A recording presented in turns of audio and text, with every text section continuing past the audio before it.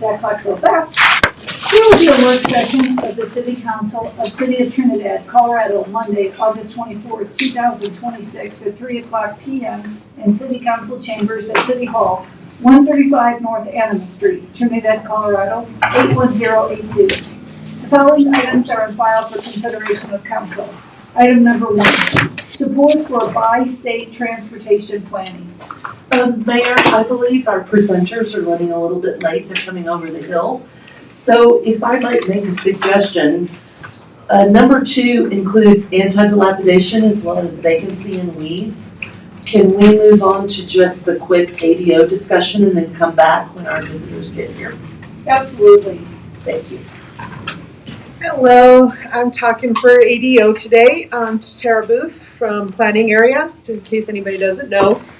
We're bringing in front of you, and it should be in your packets. The only thing we're changing for the anti-dilapidation code is adding in that we wanted to sell the liens that we were putting against the properties. So I included the code that will be added in. It goes in addition to, just adds right on to our anti-dilapidation code as it is written.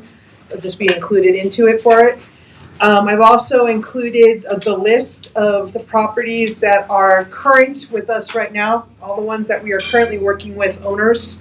As you can see, we've actually made a big dent in this last year that we've been able to close quite a few of them. We've either gotten owners to demo the properties or they have sold them to a new person who has started taking care of the property and brought it up to code.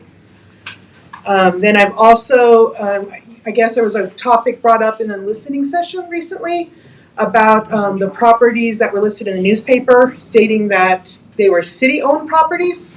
Just want to make a correction. Those are privately owned properties that are on the anti-dilapidation property list, not city-owned. So just wanted to make that correction because we've had a couple calls on it too. And then if there's any questions from any of you guys. So council members, just to refresh your memory, when we had this in a work session before, council had the discussion about changing the code so that should council decide on an annual basis, we can sell the liens against the properties. This would be a new section in the code, and we're happy to take questions from you on it.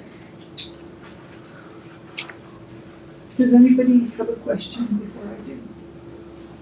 No? So my question is, if we sell the liens, are they advertised? You take the highest bidder? Like, is there a procedure for that? We will develop a procedure should we put this in code. We will bring it in front of you to approve those annually. In our discussions, Ms. Booth, what were you proposing? We were proposing, so we send the liens to Los Animas County once a year, done in the fall generally. They only add them once a year. What we were planning on doing was sell them give them 1 year. So we'll give them to Los Animas County. They'll be at them. They have the chance to pay them off in that year. If not, that's when we'll sell them. So it'll be the following year before the next batch goes to Los Animas County for the sale. Is there an average price for the cleanup that you do? I know that there's probably really highs and lows. It depends on the property. As a suggestion, we just shored up the property for the old grocery store next to Family Seed. We just had to go out there and shore up the side of the building to keep it from falling down. That is now going to turn around and be put against the property as a lien. I haven't gotten the invoice yet from Public Works for that, but I believe it was a little close to $200, $300. It really depends per property. We don't have, I've had as low as $100. I've had as high as $1,000. We've even had as high as 10 grand if we have to demo the property. And what is the normal procedure for individuals who find out that they didn't pay a bill with the city, so there is a lien on their property? Do they try to pay that then? Yes, they can go to Los Animas County and pay off the lien. Then Los Animas County reaches out to us about that. So they work with us on that process. They'll pay it off. So they're given that option ahead of time. And do most people try to pay that lien? No. In my history, I've generally, the only ones that I've had to come forward that want to pay them are generally when they new owners take over the property and they're trying to clean up the title. And that's the only time I ever get anybody to reach out to us. What's the advantage of someone buying a lane? Okay, it would be just like, it'd be very similar to buying the back taxes on a property. Somebody would buy that lien, we would be able to recoup our costs that the general fund has forked over for these properties to keep them safe for the rest of the inhabitants of Trinidad. The people who buy the lien are then responsible for trying to collect on the lien. They will have to, from that point on, they will be in charge of attempting to collect that lien. They have to wait, I don't know the specifics, but they have to wait their period and go through their legal steps to attempt to collect the lien. And if they can either collect the lien, or if unsuccessful, they can apply to foreclose upon the property and assume ownership of the property, exactly like back taxes. So they're gambling on trying to get the. They're either gonna get their money back, or they're gonna get the property. Okay, thank you. And this is how it works in Pueblo County. Yes. This is where we did our research. They started this process a couple of years ago. And I believe with tax properties, that's 3 years, is it? 4 years. 4 years. 4 years of them paying the back taxes on the property in order for it to go to auction. Then they have that option to go to that auction to make sure they locked in on it, or it can be auctioned off to somebody else who will then pay them back for the back taxes. So it works either way depending on which process they want to go through. Sure. And does it work so that if you pay on a person's property that is continuously amassed for 4 years, that you move forward and do the same as you do with the tax lien? Yes. Wow. I think it's a different process, right? For the Because you have the liens? lien, we have the municipal lien, and then we'll be selling the liens. But the back taxes are if they're not paying their property taxes for 3 years. Right, and I think it's a if we different have to process. go through and put another lien on the property, then we're going through and putting another lien on the property. Okay. It's not changing ownership, it is still it would still be the original property owner's responsibility, and we would Right. still have the legal authority to take the steps we need to when Got it presented. Okay. So just so it's clear all the way through, we don't go directly towards the lien immediately. No. There's a citation first, and they've got. Yes, they've I got did fines, put so they in- get an opportunity. I did put in, there's it gives procedures for an anti-dilapidation process. So it shows what our office goes through first. Our first step is a notice and order after our inspector has inspected the property. The notice and order gives them 30 days in order to fix the problem or come in and talk to us and communicate with us. They're gonna go through it. If they've ignored us for those 30 days, we will then send a notice of violation, which is a citation. That includes a fine that they have to pay. I will give them four fines. They hit $1,000, which is the max. And then we'll go ahead and go forward with the lien at that time. Or in the cases of the property are just so bad that we have to step in, that's when we step in and take care of it for a safety issue. So, Manny, that was an excellent question. It made me realize, do you allow the homeowner to know exactly what the problem is? Yes. So that they don't clean something else, but then clean. No. They're given a notice and order that lists everything that the inspector has found at the property. If it's really bad, we've also included pictures if they need to see what item it is. They're also given that option of coming in and talking to us, which then Jeremy will go out with them. Our inspector will go out with them and walk the property to show them what needs to be corrected to bring it up to code. Okay, so this is just. This is the final step. We're just trying to get to the point where, because we keep hitting the end, like. Yeah, so just for clarification, so anybody else that's watching, because we're seeing this, they're not. So just making sure that they're clear on this. This is building code violations. Yes. Yeah, this is going through the in-depth, and I believe online, since we haven't updated this in a while, so online, I believe that is the current code that we Anti-dilapidation go. code. Yeah, so that one in there, it's pretty stringent, pretty strict. So when they have questions, they can always reference to that. But just making sure that this one is the building codes, not the same as the weeds and the other codes. This is buildings. Yes. Okay. Are these all the houses listed that you're working on? Those are the active ones. Altogether, there's 147 buildings altogether. The other ones are either been so old, we've gone back and checked with them, so these are active ADO properties. Ones that we've either been in contact with the owners, or they've been sent notice and orders and I'm waiting a response back. What are you doing with the ones that aren't the older ones? We've been going through them slowly and either closing them if they've fulfilled. A lot of them have been sold, honestly. That was the biggest thing. We noticed that if the property has been sold to a new owner, the new owner has gone through and flipped the house. Either it's in great condition now or they demoed it right off the bat. Other ones have, we're working with the owners.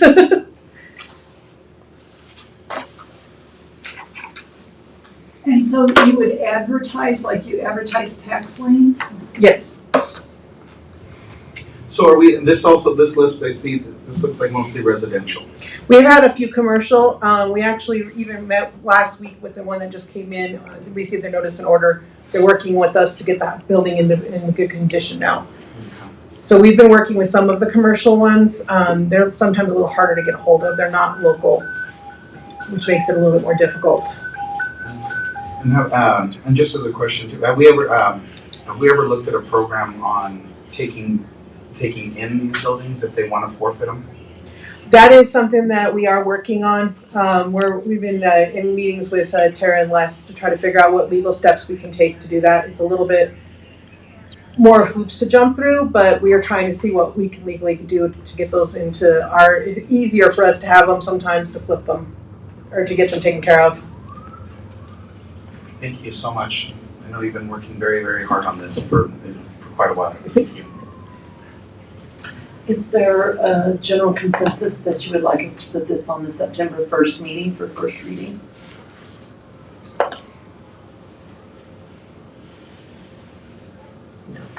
Okay. I'm for it. I'm sure for it to come to this point, we've already vetted it. Sounds like we already talked to Pueblo and got comparison operations. Fantastic. What do you think? Councilwoman Panora will go through the line. On this one, yeah, I think we've discussed this before, and I'm comfortable with just moving forward and being able to take some steps to get it further down the road. Thank you. Councilman Peters. Yeah, at this point, I'm fine with it. I have questions, but I'm not sure the right one. I'm Yeah, okay. it's fine. Manny, you good? Yeah, ADO item 3, yeah. Yes, please. I'd like to move forward with that. Okay. And then we're gonna go to the Waterworth presentation next? We're actually going to go back up to our support for the bi-state transportation planning. I have a couple of copies for those of you who are on computer. If you can go to the drive and pull up these slides. For those of you not on computer, we've got some hard copies. I'd like to introduce Commissioner Cy Trujillo from Colfax County and his guests. If you can come forward, Commissioner, that'd be fantastic. I also want to note that County Manager Phil Dornkamp has joined us via Zoom. And the county has been involved in this presentation, so. Thank you, Commissioner. Thank you. Hello. Do you have it on? I apologize, we're having a little fire issue out there. No worries. Not that. That was good. The slideshow. Yeah, that's, I'm working on it. I'll just look at this. Yes. Manny, I believe it's called. There it is. Regional Trend. You got it. Yeah, I wasn't there today. Okay, so I've got it. Something new? Something new? Yeah. You got it. I found it. Yeah. I think we're almost ready. We're getting all lined up. Mayor, take it away whenever you're ready. Okay, welcome and thank you guys. Thank you, Madam Mayor, Thank you. We're council ready. members. Well, thank you. Yeah, we're here just to seek your support for our Thriving Communities grant. We've been working on this over the last few years. It's a federal grant that was awarded to the city of Raton. And what it is to create a regional transportation district, or at least the planning behind it.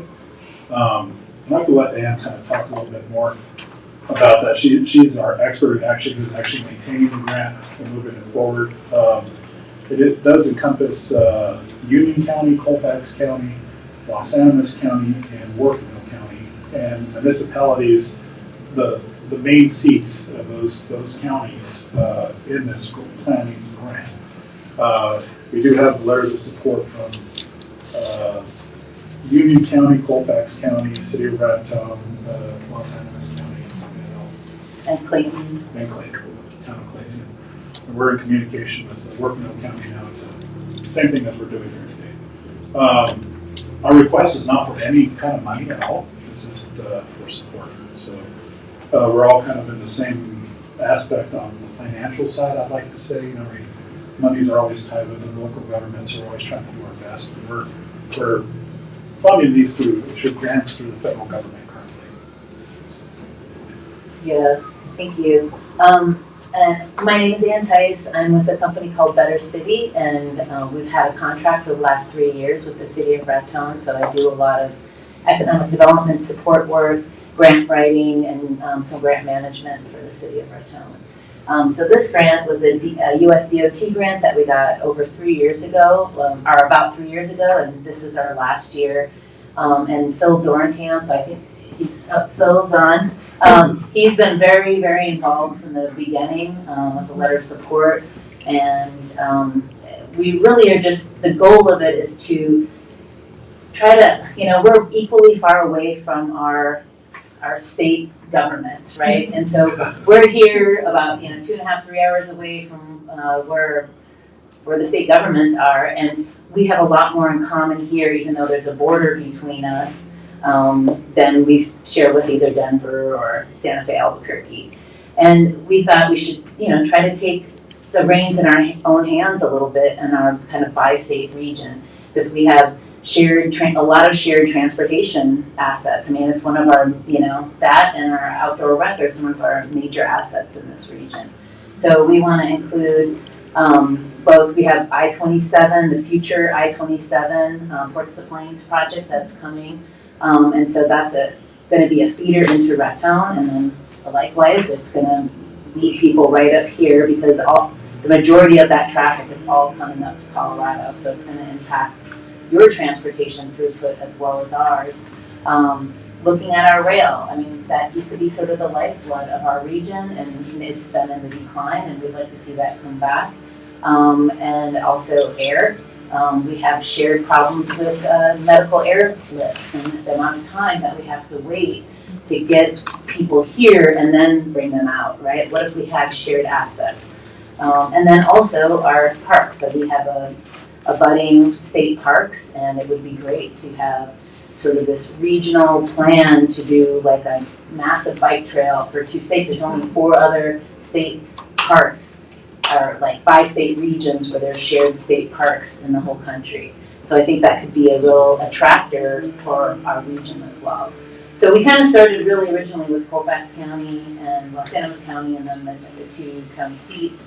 And now we've expanded it because Union County and Clayton for us, I mean, that's the, coming right into New Mexico from Texas, and then also Workville County and Walsenburg kind of are similar in that rural little bit no man's land, where we need to bind together, and we have all this traffic coming through from Texas, where we could develop these regional master transportation plan, and then do a lot of outdoor rec and tourism planning and industry planning around these things. So this, to me, is like the framework of what could be done to build real plans for industry, tourism, all those kinds of additional assets.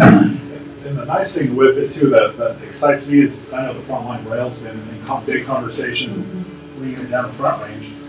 I'd love that to go to Colfax County if even possible, just over the border. Do I go to Albuquerque or Santa Fe for doctor's appointments and families? No. I go to Colorado Springs, I go to Pueblo. I mean, really, Raton and Colfax County is more of a Colorado than it is. I mean, I come here 4 or 5 times a week. I'm an investor in Trinidad. I have rental properties and other stuff here. But the really cool thing about this is if we are able to kind of pull this off the funding sources, right? So we could go, if we have a regional transportation district or something along those lines that's in both states, You have a congressman, I have a congressman. Well, you know, that we could go to DC and say, hey, we need more money, we need to do this, we want to bring this project. We want to extend the light rail or the front range rail from Pueblo to Trinidad. Well, it's in Trinidad's best interest, so it's going to be in my best interest, and I'm going to be bugging the hell out of my senator and representative to, you need to support this because this is good for your constituents as well as you know. That would be one of my main questions, is will it slow down progression for us or for grants in this area by having to have 6 people agree versus moving forward? I would not believe so, because this would be kind of separate. I mean, you could still go for all your own stuff. This is more so kind of, this is a project we all kind of agree on. This is a project we all kind of agree on. If it fits within this transportation thing, then we could all kind of pursue it together. And just to be clear, I think like what Sai's talking about is like the big picture. We would love to have that where we can have all these regions represent. At the current moment, we want to pursue funding for a regional master transportation plan. And that would then, like once we have that master transportation plan, then that could inform what the next step is. And through this grant project, we have, and I think it's probably in your packet, several different like models of bi-state governance and multiple. So that would be like, that's the ultimate goal there. And right now we're trying to get this letter of support for the whole project, but specifically my goal, just in the grant writing aspect, is trying to find funding for this, which is very tricky without that governance structure.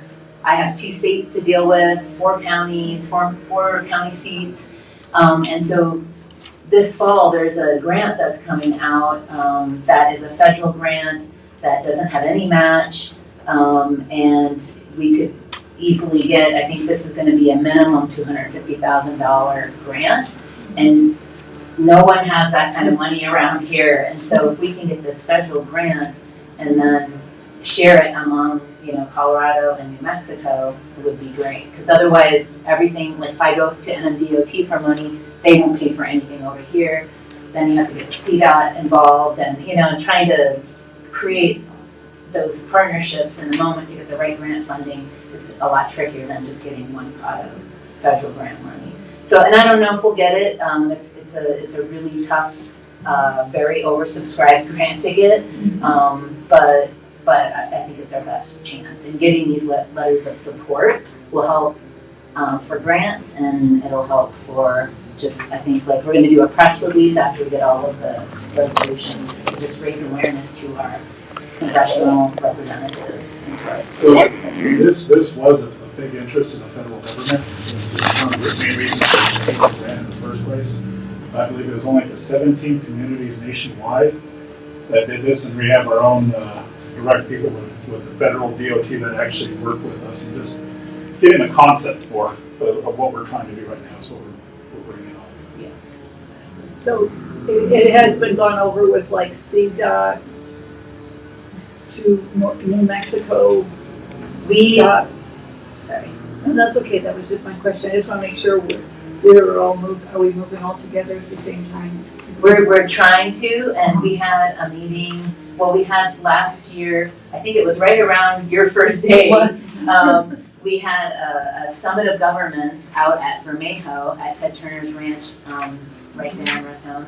And we had representatives from CDOT, we had, of course, the city manager, and then we had NMDOT, we had state senators, we had different people represented there. So that was sort of the first time. It was sort of, we had our team come out, our capacity building team from this grant that came out and did a whole presentation.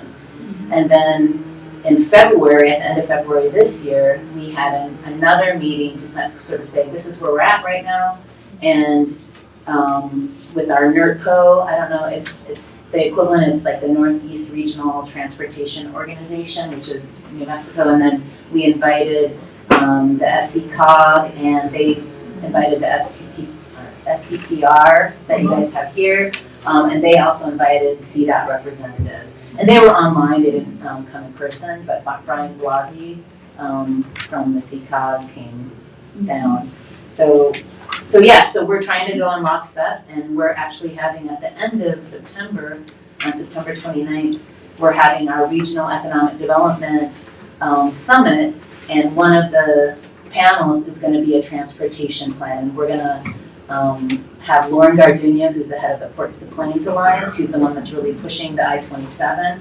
And we're going to have a representative from NMDOT. We're trying to get a rep right now from CDOT to sort of talk about what's the next step with this. Like, we've gotten everybody, hopefully we'll have all the resolutions by then, and we'll be working towards that grant and sort of what's the next step.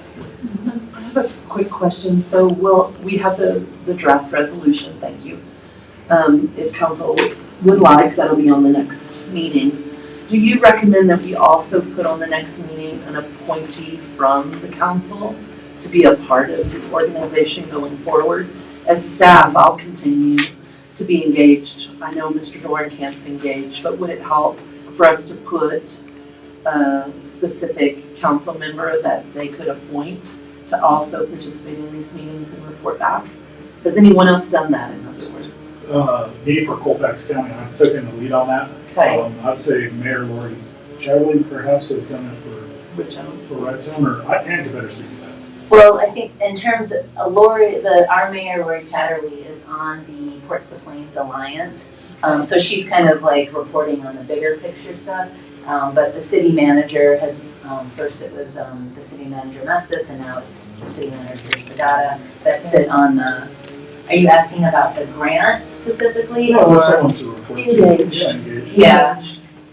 Yeah. I think it would be great, because I would love to have someone from Trinidad be really engaged, that's really passionate about this. If the council's going to pass the resolution, it makes sense to have a council member participate then on the team. And then, of course, I'll be participating, but somebody from the board to report back. If that's so, which way you want to go. I think that's a good idea. Sure. Okay. So we would put two items on the resolution. We'd put the resolution, and we would put appointee of a representative from city council to attend.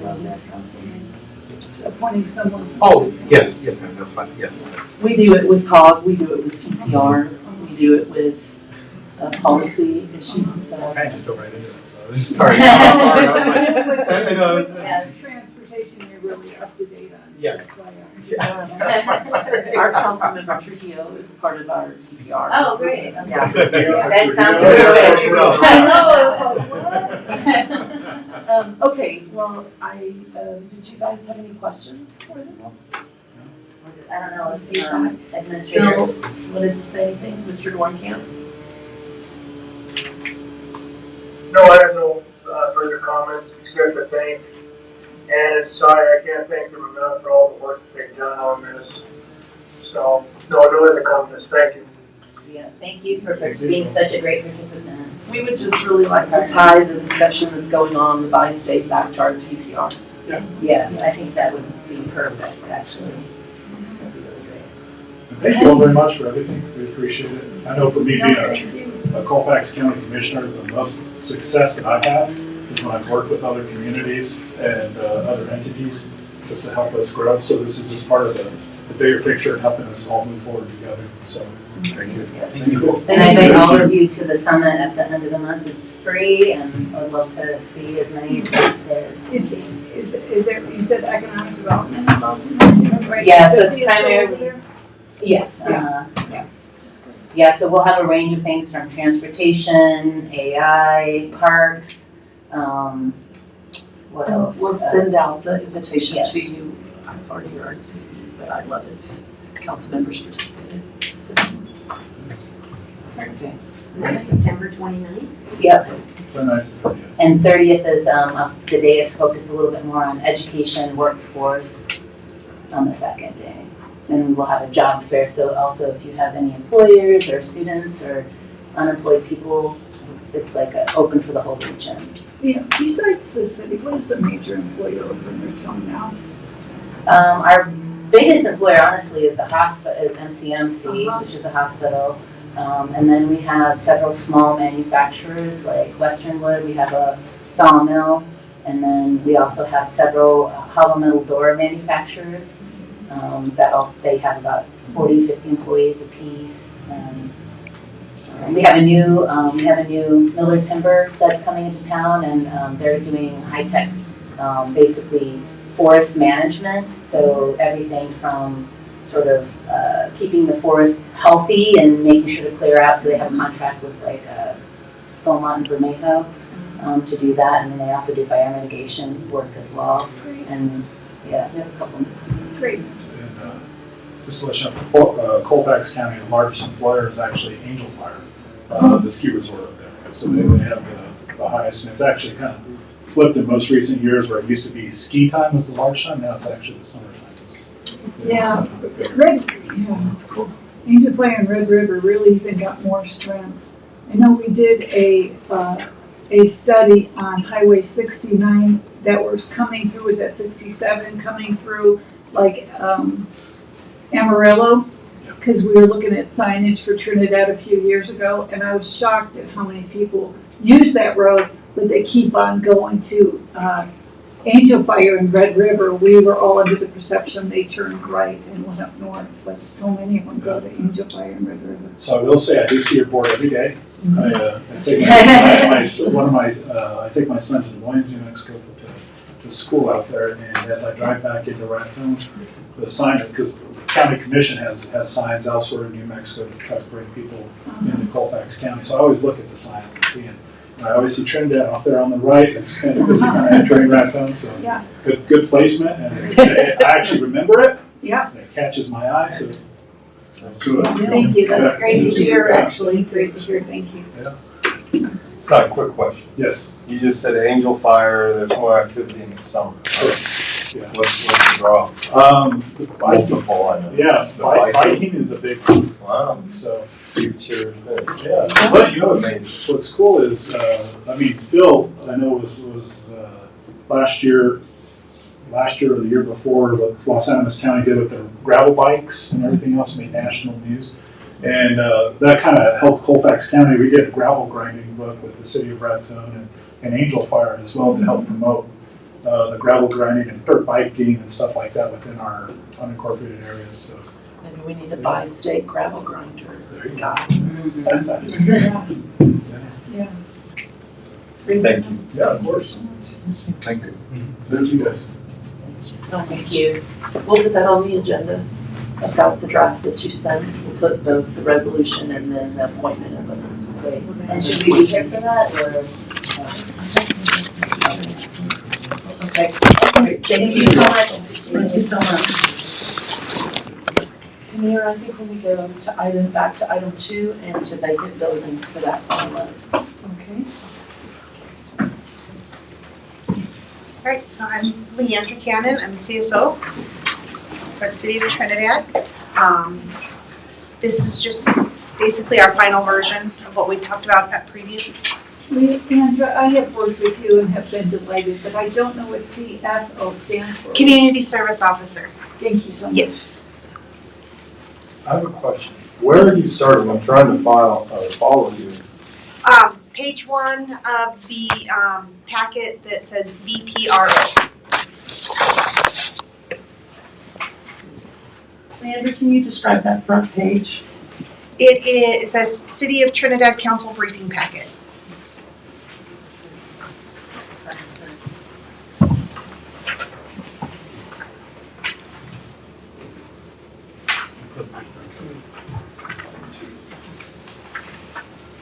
Sorry, with me having 2 packets, it's a lot of papers. Yeah, ours are labeled. Does it say purpose? It's background. Agenda items, proposed amendments, vacant. Okay, we're working backwards, so we went 3, we're going 2, Thank then we'll you. go 1. Right. Okay, that's where, Okay. we all jumped to 1 right away. Thanks for that. Okay. Thank you.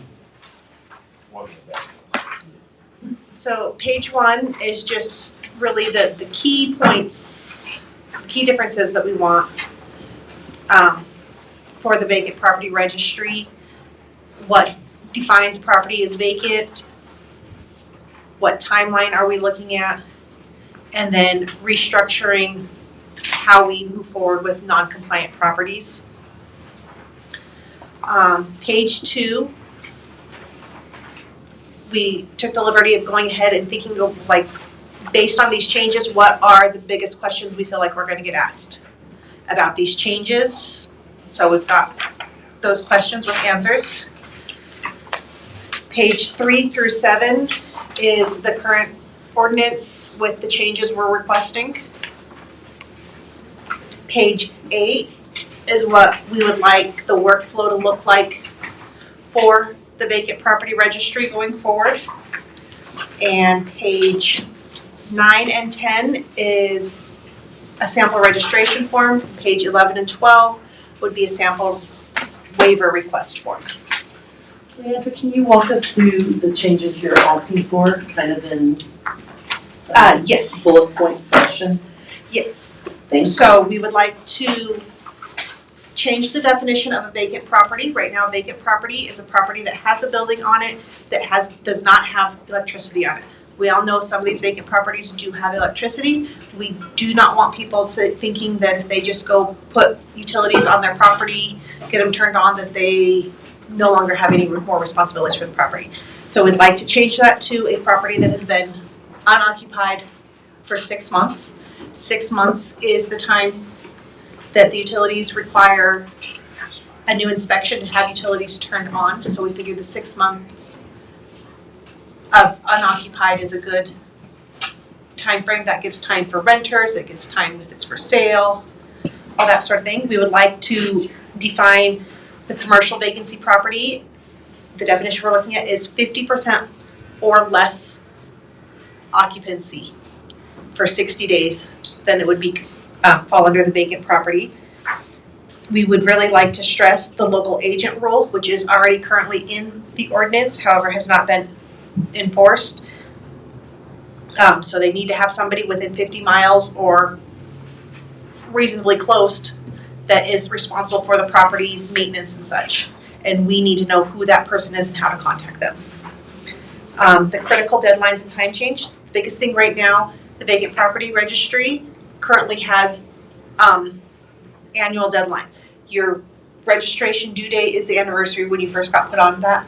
That is incredibly difficult to track when we've got almost 300 vacant properties. I'd like to set that all vacant property registries are due January 31st every year. That universal renew date is going to make it easier to track.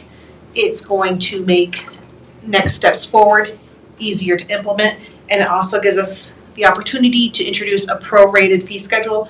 So if people say, oh, my property went vacant in March. Okay, so in March, you're not going to pay the full $500 vacant property fee. You're going to pay $375. If you register in July, you're going to pay $250. If you register in October, you're going to pay $125. So we're prorating that because we're realizing properties don't all go vacant January 1st. We'd like to do away with the automatic waiver. Right now it says if you register your property within 30 days of it becoming vacant, we're going to waive the registration fee. Well, that has not been an incentive. Right now, we have about 30 properties on the vacant property registry of almost 300 vacant properties that we know of in Trinidad. So that us waiving that fee is not doing any good for Trinidad. So we'd like, if you want a waiver, fine, we'll still talk about it, but you need to apply for it. Right now, it does require on the vacant property form that you are consenting to that the building inspector can go in, but right now on the current form, it's a checkbox. I'd like to do away with the checkbox and just put a statement, by signing this, I'm saying that yes, if my property needs inspected, they have permission to inspect it. We're not gonna go into properties unannounced. This is going to be, if this property needs inspected, the building inspector is going to contact the owner. We're gonna go through the proper steps. It's not just saying we can go into your property whenever we want just because it's vacant.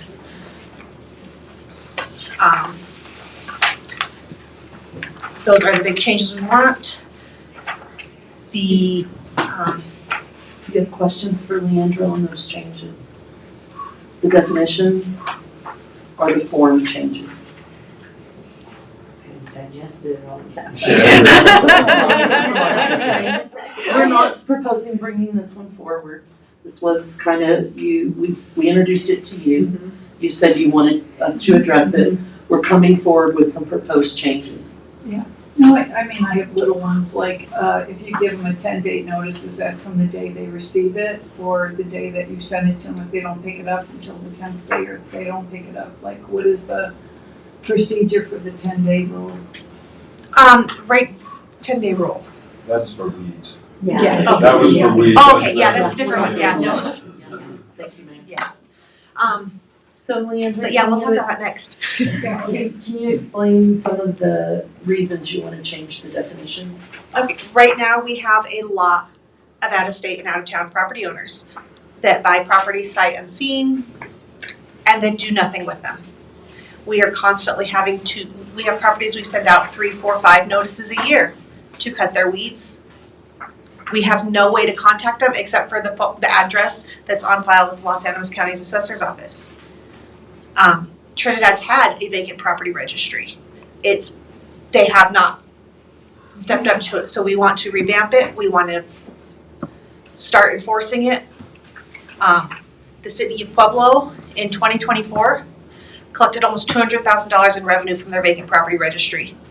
They applied for, I believe it was $75,000 in liens, and then they're selling those liens and recouping that money.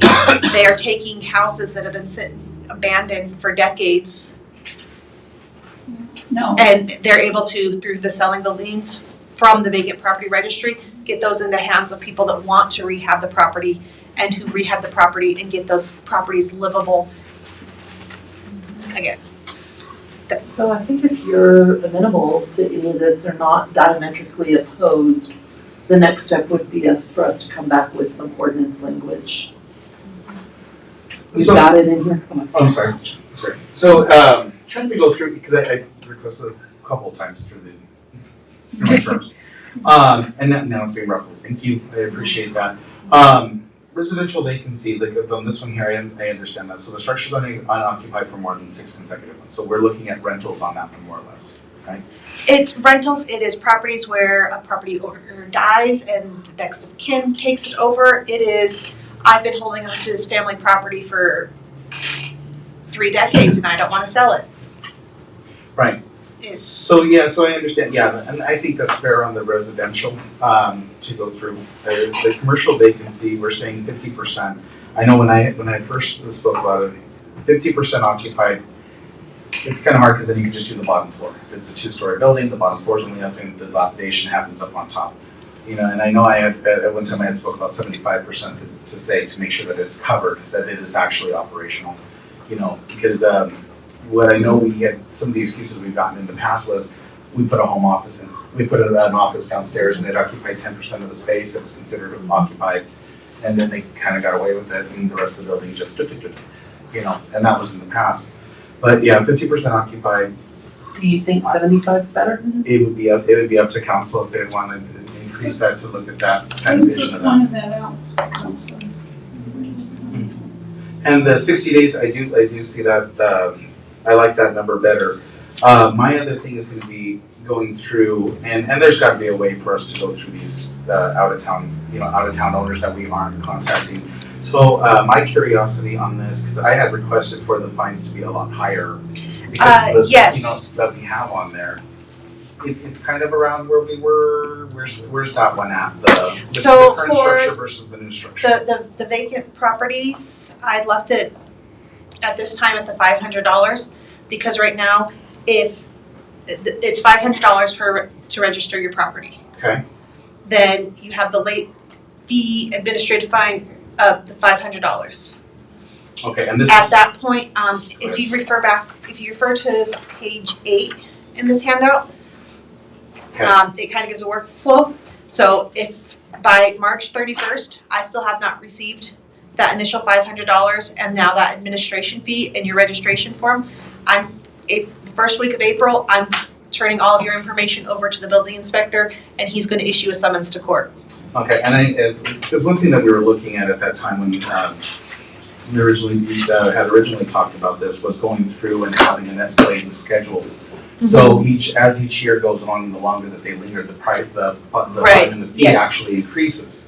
So do we have this? I do not have that. I wasn't sure which way the council was wanting to go with that, but if that is something that the council wants, I can definitely work up something. I can do some research and find examples of other cities that do a Escalation? tiered scale. Yeah, because I know, I Yes. think in Denver, they have a 6-month. I think they go on a 6-month scale and they just keep increasing to a maximum amount. And then at that point, when it gets to the level of it's exorbitant and their bill's high, then the liens do start going onto the property to where, unfortunately, it's a difficult part for our city attorney. But, you know, but we love to give him some work. Right. Yeah, he loves work. So that's kind of where I'm looking at, is just trying to go through and trying to get some encouragement for development. So it means Yes. the thing that I had thought about, and that's the whole purpose of this, is to continue economic growth in the downtown area, you know, so if you have a building down there, we're encouraging you to keep moving forward and keep funding the downtown. Yes, and that getting them is, occupied. that ties into, for our waivers, one of the reasons that we gave for applying for a waiver is actively under renovations with a valid building permit. Right. So, yeah, and like I said, the other thing, like I said, we just gotta look at is that legal notice. If they're not responsive, then we need to figure out what we're gonna do, and that's why I figure with the Well, this right escalation. here, these are Correct. just 2 months worth of returned notices. This is almost $400 in postage Wow. for me mailing to my non-responsive owners.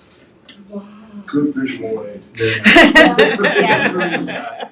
I brought it for my next presentation, but We it applies tried. to this one too, because they're We a lot of the always same try to. owners. They're the same owners. We try to have the visual aids, it helps. Right. So my understanding, like right now, the 30 that are on that list, I believe, are actually mostly mortgage companies. Actually, the mortgage companies are the ones that pay. Mortgage companies are That's the what ones I'm that pay saying, the they're the only ones. ones that are actually Yes. responsible. From our last push, when I sent out 200 notices, these are the people that replied, like, oh, you have a vacant property. And I said, yeah, and if you get this turned into me now, I'm gonna waive your fee. And they said, oh, okay, here you go. Right. But that's 30 out of 200 that I mailed out.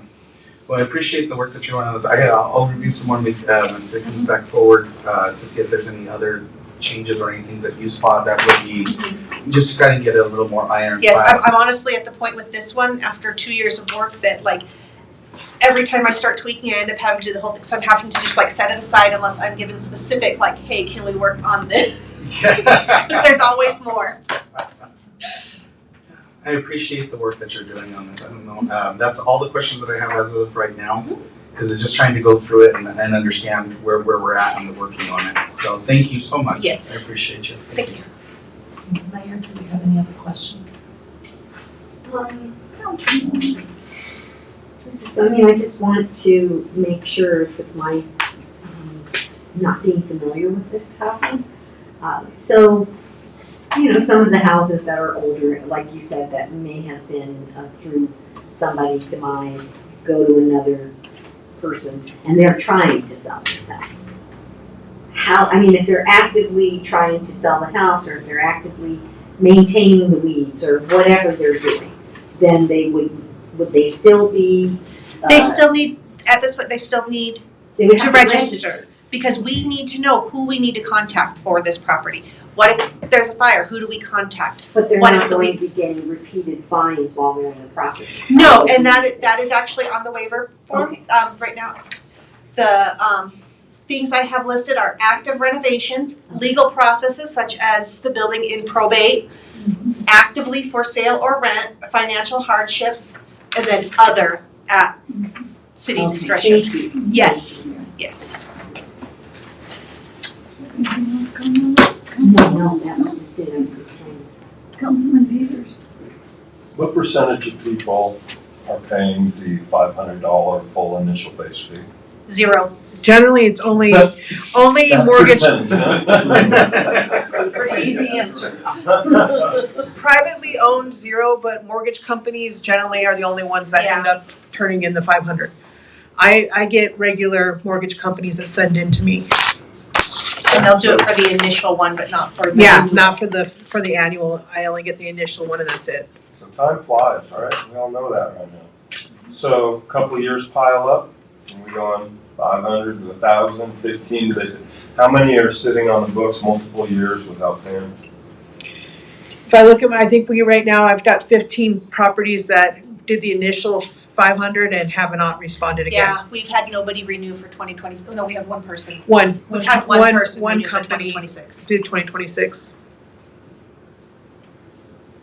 Actually, I know I got two. It'd be nice if somebody was actively trying to keep their property okay, actively trying. I know you've got the permit thing. $500, that's a lot sometimes. Right, and that's why I we want to got make sure vacant we have the property. waiver in place. Because we don't want to, discourage people from buying in Trinidad and taking their time for the right renovation project. We don't want that. We don't want you to feel like you have to sell your grandma's house just because you inherited it and you haven't had time to process it. No, we have a waiver. We are willing to grant waivers. We just need to know. We need the communication. Yes, we need the Cool. communication. I support this stuff. You said 60 days, what was that commercial deal right there? Commercial vacancy structure, 50% occupied for more than 60 consecutive days.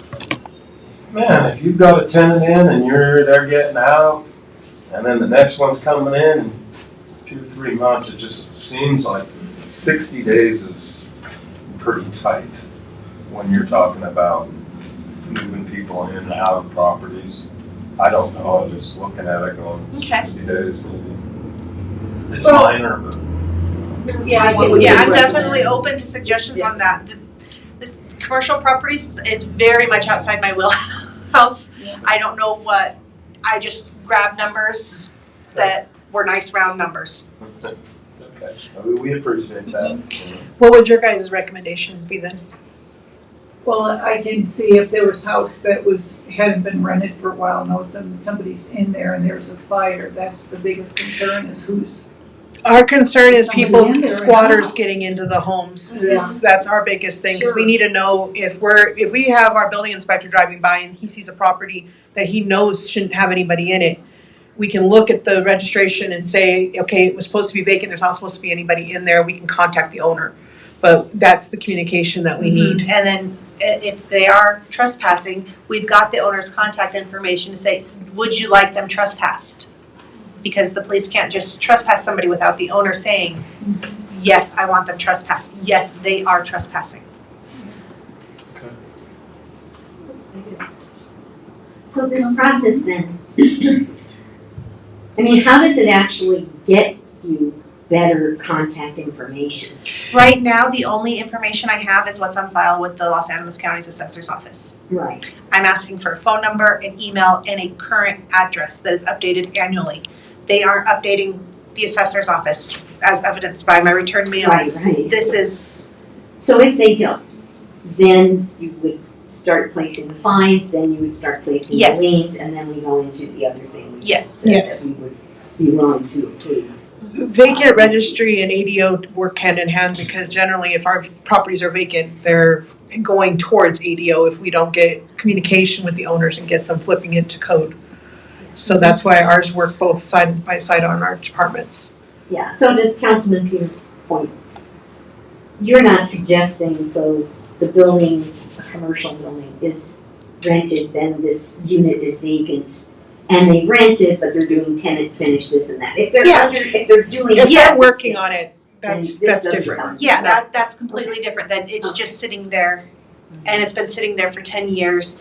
It's falling 10 apart. years is different than It's 60 days. yes, yes. We're just We giving. don't want it to get to that point. Yeah. We've got No. properties that people are calling us, hey, this property whose owner you can't contact is full of raccoons that are destroying my property now. Well, I'm sorry, we cannot go in that property and place raccoon traps because then we would be trespassing and that's illegal.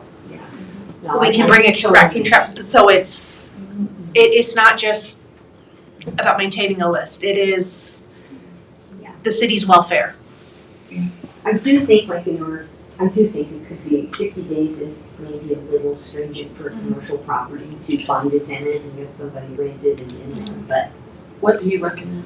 I don't know, maybe 90 days, or 90 3 days? months. Little more time. Yeah, Okay. just a Okay. little more time. 60 days is a real quick turnaround for a building, I think. Okay. You know, I know that I've worked for people who have owned properties, and sometimes they sit vacant for a little while, unless they're just really leaning on their rents. You know, so. Good point. Councilman Chu? No, the biggest issue is if you have, it's just an example, the Buffadini building, the roof and everything's falling in, it's caving in. What kind of authority do we have to That's one of our, knock it down? Because it's a safety issue for Yeah. everyone. Yeah. no, that one, he is going to court. We have taken him to court. He is currently working on that. But we shored it up as a step right now just to keep it safe for the neighbor. That would need to be a demo process, which we would have to go to court for. Did you put a lien on that property? Not yet. I'm getting the invoice from Public Works for shoring it up, and then that will go to be leaned onto his property. They just shored it up last week, so I'll be getting the invoice from Rich. But two kinds of court, if I could please. One is being cited in a municipal court where I will be prosecuting him again. It would also be nice if we could have a district court proceeding where we are able to get a judicial declaration of it being a nuisance property. And then being able to use that to justify demoing the property. How do we get the nuisance? I file a district court proceeding and we demonstrate, we have an evidentiary hearing. We give notice to the other side, of course, if there is another side, and there is in this case, and we have a hearing to show what a horrible condition the building is in. I don't think it would be hard for us to get that. It's just that we kind of assume responsibility at some point when we do that, and we have to be ready financially to demo the property. I'm sorry if I'm speaking out of school. No, You're not, it's a budget discussion for sure. Right, and I want to do this everywhere all the time. Yeah, right. What's the time limit? It didn't I take mean, very when you go long. to court, do you set the time limit or does? No, I file the proceeding and then we wait on the judge to look everything over and give us a court hearing, give notice to the other side. Usually, I think last time it was a residential property where we didn't have an owner, the owner was deceased, but we had it, I think, in like 60 to 90 days. It took 2 months to get the demo for university property down. It wouldn't be hard to do, especially because of the condition of the Bonfadini building and also there being no improvements, no regard, for safety issues, neighbors, swamp coolers caving in, all kinds of things. So I don't think it would be a hard thing to do. But that would be a district court proceeding and yeah. Yes, sir. Have you filed in district court yet? I have. Or do you have to wait? I have, not on this, no. I'm waiting for kind of a green light to say that we have the money to remediate, to knock it down, take it over and remediate if I get the nuisance declaration, because once we have that legal declaration, it really becomes our responsibility to make the building safe. We ask for the declaration, we get the declaration, so we have to be ready to demo the building in short order. Do we have the money for it? Not for that piece of property currently. That one is a commercial property. It's gonna cost more to remediate and to demo it than it is for like the university property. Altogether cost us $22,000 to demo that piece. A target list and a budget I was request. just, that is such an excellent question. Do we have any budget right now? Not, we've used up the budget for this year for demoing. How much did we have originally? I think we had 40,000. this year, I'm just curious. that's what council said in Do the you ask for the budget? I'm sorry. So, no, Do you ask I believe the it's, budget, your proposal, whatever you want? I think we have it on this next budget for coming in front of you guys for this. Thank you. Councilman Peters? Just got a question on ownership interest after that proceeding. Do we own the property then, after that district court proceeding and we go through? Is it ours? we don't own it, but we're responsible for it. It's kind of a different, matter because we have asked for, again, the legal declaration. We're saying basically the world, when we get that nuisance declaration that the building is unsafe and it's a hazard. But we do that in part for us to be able to go in and knock the building down because it's unsafe and the property owner is not doing anything. It's kind of an end around condemnation proceeding in a way, but we're taking control of the building to make sure that we're making the building safe. We're taking control, but you just said that we don't have an ownership interest, so we couldn't sell it. No, We couldn't put it down and clear it out, we sell lean it, do is what we anything. do. How do we get, we just gotta lean it then? Yeah, that's what we're doing with the university And property. then, Sell Yeah. the let it lien. sit for another couple of years. No, then we turn around and sell the liens at the end. That's what we're adding into the code now, is to do, so that we can sell it. The university property will be liened this year for the amount that we put into it for the remediation and the demo of it.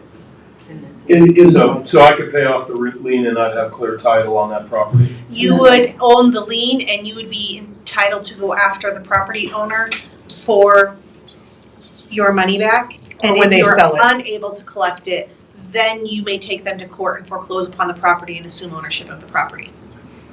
The important thing is when the lien is I'm sold, thinking something, I'm not gonna say it. we get the money back. Yes, the into biggest thing is Wow. we are gonna be able to Paying your recoup program. our money faster by selling the liens. We might not get the whole amount, but we're gonna get, Yeah, and in the ideal world, this could be kind of a self-perpetuating like amount of money, right?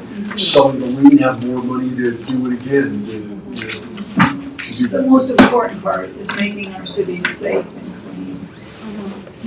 Protecting the tax money investment. Councilman Rossetti? No, you're right. The longer you wait, the worse the building gets. You'll and the go more the out- cost, You'll go we're out and paying. board it up, but 3 months later, the boards are gone, and you're going back out and boarding it up, so. I was there, I know, there's gotta be a time frame. there really does, yes. Definitely. Yes. Councilman Trejo? Just a final on this one. So just to make it, let's not make it sound like we're going after any empty building that's out there, we're gonna target them, because that's not No, the actual no. declaration. This is for people, not people, these are for property owners that have just neglected. Yes. You know, that it's a point that it's sitting out there, we don't want it abandoned any longer. You know, I know you had brought up like your property, you always are actively working on it, so it wouldn't land into that situation because somebody is maintaining it. Right. It's not abandoned. And we know who to contact if there's an issue with the property. That's the biggest thing, is who do we contact? When we have somebody to contact, are the problems getting solved? So I just have one other question. So when we start doing that, we collect the fines, and those things. Is that money, where does that money go? Can The it go general back fund. into demolition budget, or how's that working? Right now, it's going into balancing the general fund. This is a conversation we're gonna have in budget. Okay. We'd like programmatic dollars like this to go back in the program. If we're able to balance the general fund on the back of taxes, the more we can balance the general fund on taxes, the more we can put programmatic money into the programs, which is the long goal. I did have 2 questions of follow-up back to Manny's presentation. Defining the commercial buildings, we have it as 50% now. You were suggesting maybe 75%. Where does council stand in defining a commercial building vacant? Is 50% enough, or do you want a higher percentage? Can I name a building and say my question about it? Prefer not. Yeah, okay, so there may be a building, that is under the viaduct that always has squatters in it. And I don't see that address in here. We'll follow up with you on that Okay, specific how do we issue. do the 75% for that? So just I kind of put it in my head, just easy, a 2-story building, Uh-huh. bottom floor is 50%. Is the way I kind of look at it, you know, and the top floor, which we've seen, top floor falls down. Because they're just working on this part and they go down to the whole top part. 75% would at least give us this cutout is the way I'm kind of, I know it's a weird way in my So brain they're of looking at actively it. working. Yeah, if they're working on it, then yeah, great, you know, because it's not like we haven't offered programs. Like, So we've I'm got hearing Tura, we've got all these 75%. other avenues that we can help them with, you know, to go through and get these, something for them to have something, but I've just looked at it that way. Yeah. And then your second question was an escalating fee schedule. Can you explain that so we can see if we want to go that direction? I think the way that I had looked at the one that I had sent it to you a few years ago. Because yeah, and mine was mostly in the commercial sector, because the commercial buildings, I believe I had looked at that it's a different cost versus the residential. I think on commercial, I had looked at it. There as were around- some it was like ordinances that $1,000. I was looking at, that the commercials and residential properties had differing Most of the ones I saw that were in bigger cities and towns. Mhm. But Yeah, that's what yeah. I was kind of looking at, yeah, because it was mostly on the commercial side, and that kind of, maybe that's how I should have phrased it, was I'm fine with this, and then probably the escalation, a certain kind of rate. I would look to other cities to see what they have been doing with theirs, for the residential, but the commercial, I believe the average was starting like at $1,000. Yeah, the Yeah. ones that I looked at that had different ones, the commercial properties were significantly more And there than was, residential. and there was a couple of cities that I know that I had gone through and that I had looked at that were actually doing square footage. They were doing square footage. Yes, they and were that was doing it their- by size, they were and a lot of them were doing it twice a year instead of just once a year, they have to register. Okay, so we can bring that back. I just have one of the questions. In our sheet that you had given us, some of them had said demo and preparing to demo. Does that mean the city's in a position to go ahead and do that? or Those do are they- unfortunately Tara questions. I'm still here. Yeah, okay. So those are a lot of ones that have been demoed either by us or by other owners. And then there's some that, we work with the owners through the process of demoing. It's not easy because you have to go through the state, so you have to go through CDPHE. So we kind of just, those ones that are preparing to be demoed, we've at least talked to them, made sure that they're getting their testing done, going through their steps to get a demo permit from the state. But that might mean that they're gonna demo it. We're not spending I'd say majority of them are private. We don't have an active one right now, or for the city to demo a property right now. Thanks. Are there any other questions on vacant properties? Then if I may make a suggestion, Mayor, we're at 4:09. We have Waterworth online. If Ms. Leandra wouldn't mind, I'd like to set weeds aside today and bring that back at the next work session so that we can move on to our presentation. And we're just gonna need 2 or 3 minutes to reset the room. Okay. Okay, what we're gonna do in the end of this 2 or 3 minutes, if you wanna take a quick break, is ask council to come sit at this table down. You'll be able to see the graphs. It's gonna be too hard to see them from there. Okay. We'll get that set up for you.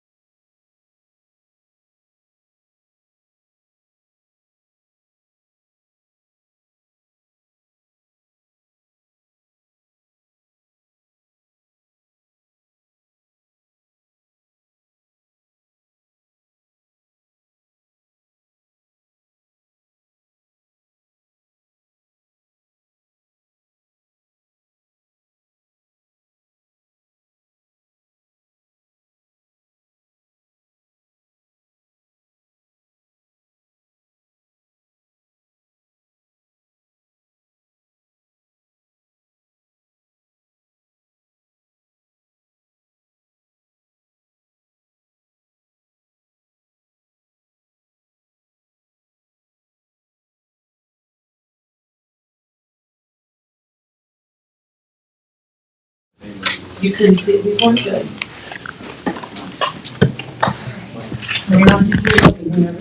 Okay, we're back in session now, everybody good? Do we have to do roll call again? Nope. Okay, So, I just want to remind everybody that, in your council drive, the daily operations report has been updated today. We're doing it on Mondays, I believe, so, it'll reflect the, daily water flow from the water treatment plant. So, just kudos to our customers, that everybody's kind of really, helping water department, police department, Do you see? administrative staff, so again, thank you for that. Today's discussion is, based around because obviously our consumption is being reduced, so this, is very critical that we have this discussion, given the water restrictions currently in place and the foreseeable reduction in future revenues. The information that will be presented today is based on an assumed 33% reduction in overall water consumption. In your packets, I believe the worksheets were all included. The PowerPoint presentation, I think everybody has a copy of. Ari will be presenting Waterworth, but the Waterworth presentation is based upon our worksheets that are in your packet.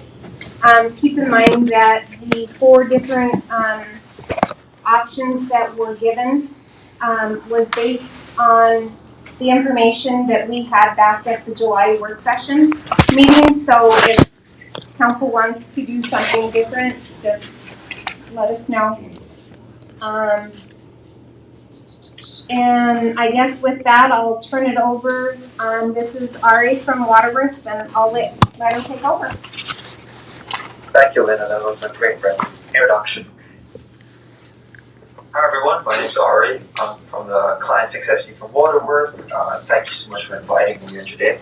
And I heard someone mention that the first Waterworth presentation we have presented before, but to give you a bit of the lay of the land in terms of what Waterworth is and what we do, we have realized that when it comes to utility rates, there are 3 things that are prominent.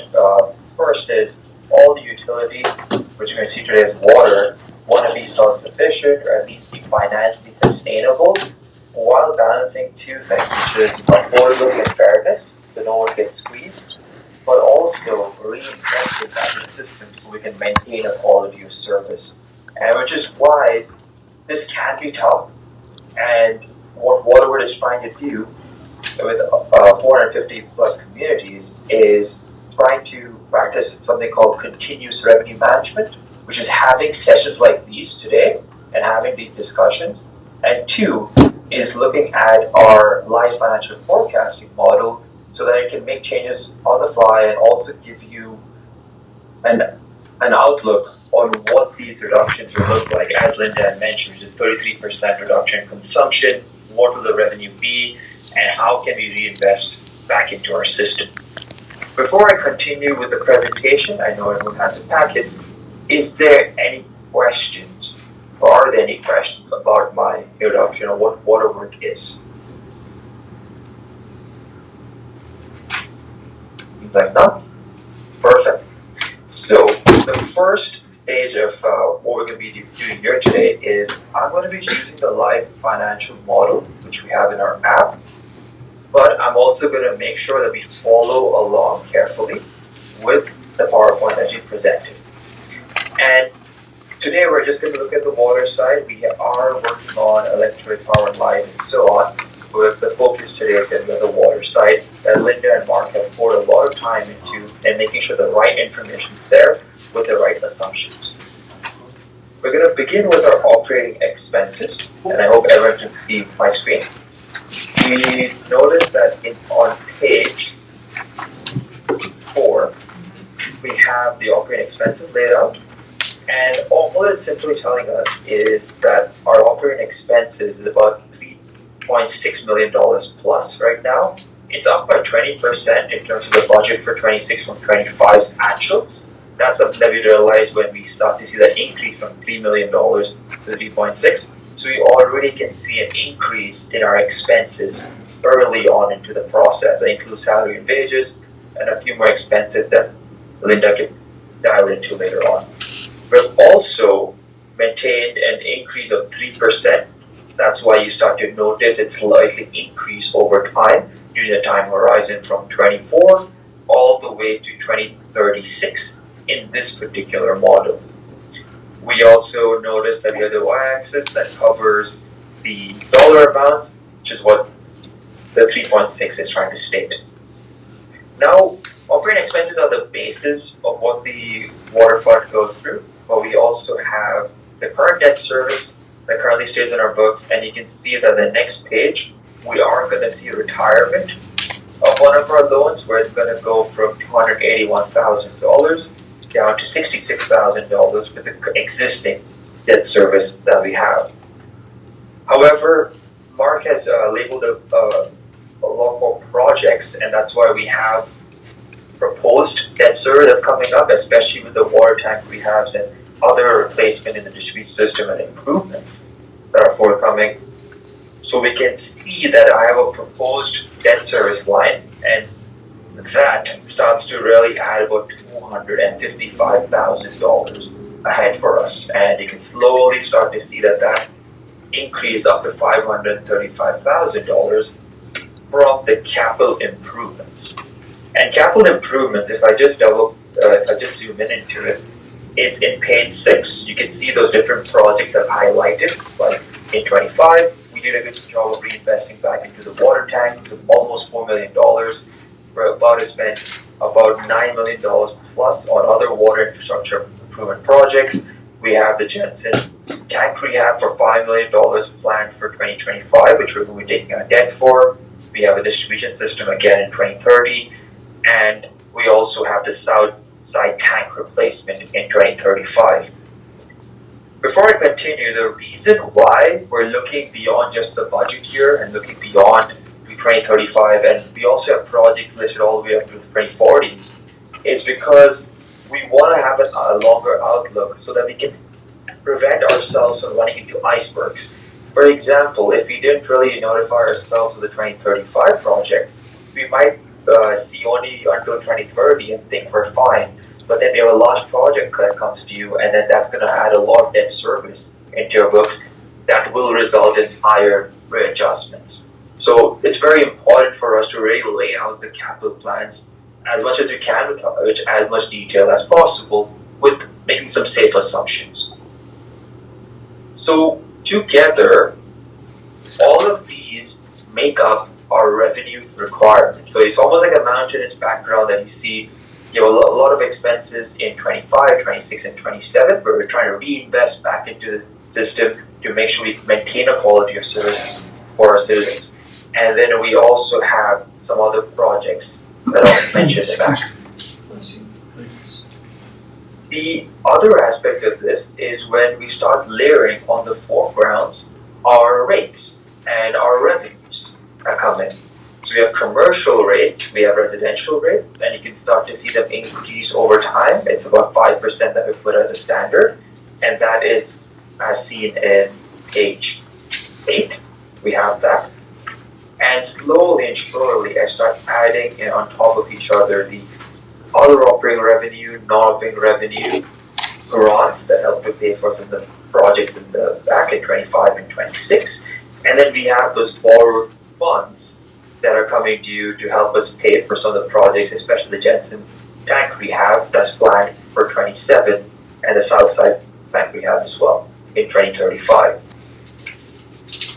Altogether, you get this city skyline picture where you have those expenses in the back, you have those revenues in the foreground, and the gap that exists between the two of them, as displayed right here, is an impact on our cash position, where we're going to use reserves or retained earnings to help pay for those gaps and make sure that we can come through with our capital projects. So when I layer the cash position, which is this black solid line in front of us, you notice that in 2026, we definitely have a gap in terms of what our funding sources are and what the capital expense for that year is, and that gap is covered by using our cash that's available. So from $7 million, we trickle it down to about $1.8 million, especially if you want to pay for this project in completion. We isolate this cash position, and that's going to come later in page 9. And we layer on top of that our operating threshold. The operating threshold is based on 3 months of operating expenses, and it's also based on 6 months or 100% of debt coverage that comes in. So we have this red dotted line in front of us, and the idea is we want to stay above this red dotted line at all times. It's almost like an emergency fund that we have in our personal lives, right? We want to make sure that we at least have 3 to 4 months of savings kept aside. That's the same way we're looking at the utility fund to make sure that even before we get to 2030, where the cash goes below zero, we're able to tackle and address this problem from 27 and 28 onwards. Otherwise, it's going to get very difficult in case you get any unexpected operating expenses in the future. So we're trying to be a bit more proactive, and we're looking at this and trying to understand what the status quo is if we do nothing. If you bring all of the elements up together, where you have the revenue requirements, the revenues, and the cash position followed by its reserve policy, you start to get a full image where it tells you that something needs to be done, especially in the drought conditions and the consumption that we're having right now. I'm going to pause here before I go into some solutions that Linda and Mark have been considering and want to propose. Are there any questions about the dashboard itself? Any questions, guys? No, I'm excited to see what they have. Okay, perfect. Yeah, this is Lee. Yeah. Any, just for clarification, sorry. We can add in at any time and manipulate this. Let's say if we had another tank go down, that automatically will manipulate once you enter that in there. And if we wanted to do a augmentation pond, any of those additions, and it'll change the parameters just so they know the power of the software. Exactly, and that's where the continuous piece comes in, right? So this is where it's not a static report. I won't go into the tables per se, but there's a lot of information that can be changed on the fly, and it'll automatically update and show your new cash position. Also, for example, sorry, go ahead. I was just gonna let council know that this is based on our audited numbers, so Waterworth takes the information from Linda on our audits and our budgets and enters them in there, so that's where the revenue numbers are coming from. Thank you, sorry Ari, thank you. No, that was great. And the idea is that this is where the scenario exploration begins in terms of what if we get a grant instead of just taking out debt. That could change the picture altogether, right? So there's all these different scenarios that we're trying to map out, but today we're trying to also look at the worst case scenario so we're not caught off guard in the future. Moving on to the readjustment scenario, the ideal scenario where we're able, as mentioned earlier, curtail this cash position and make sure it stays above the red dotted line. That's the ideal situation. We do not want to go below at any point of time, because if there are any unexpected expenses that do come up, we have a buffer available. And in this scenario, based on the fact that we also have to address 33% production and consumption that's estimated, we are proposing, I'll pull the PowerPoint up for us to really look at these rate cards. We can see that we have our current rates in front of us, and that can be on page 11. That really breaks down what we're working with right now with the city rates and the rural rates. On page 14, we start going over the first solution, and Linda is most welcome to explain them in more depth. But what we can notice in the first proposition is that we are able to increase our revenues up to $3.6 million. And the way we're doing that is increasing our city rates and rural rates in terms of the monthly minimums. you can see that the charge goes from 26 to 30 for the city rates. And that trend follows when it comes to the meter charges. As the meter sizes increase or get larger, the monthly charge also increases. The second change that we've made, and this is consistent for all scenarios, is that the minimum allowance drops from 7.5, let's say for 3/4 to 5,000. The same also is prevalent for rural rates, and it increases the monthly minimum. All right, can I Yeah. interrupt real quick? So, in your packets, I tried to do I did do a worksheet summary of option 1. So that one was presented to City Council back in July. We took the suggestions that Council had provided to us. So under this option, costs exceeding the established amount are allocated at different rates based on the user group. The overage cost is doubled for city users and calculated 1.5 times overage for the county users, is option 1. Go ahead, Ari. Could have said it better. But the idea is that we have these different elements we're taking a look at, and also the volumetric rate that we had before. And if you notice, if you start go back to the current rates, we had it broken out into residential and small commercial and large commercial, which is $5.95 and $7.14. Now, they will be paying the same. That's consistent for all the different scenarios where they're all clubbed up into one for the rural side. And they're all paid $10.71. When it comes to the average bill, when you go to page 15, we start to notice that the percentages are quite consistent.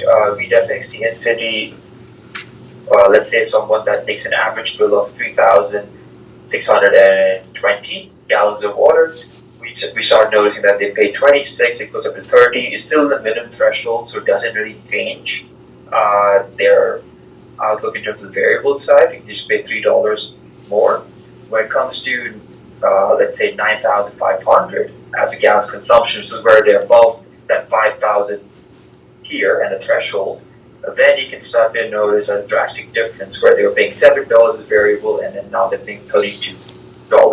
That's a $28 difference. The same also follows on the rural side, where you don't really see it for anything below 5,000, but after 5,000, it definitely climbs. And this is also to keep in mind the restrictions play a big factor, right? And we need to make sure that we are getting enough revenues to reinvest in this reinvestment system, and that is collected with the people that are using more than that minimum allowance that's allowed.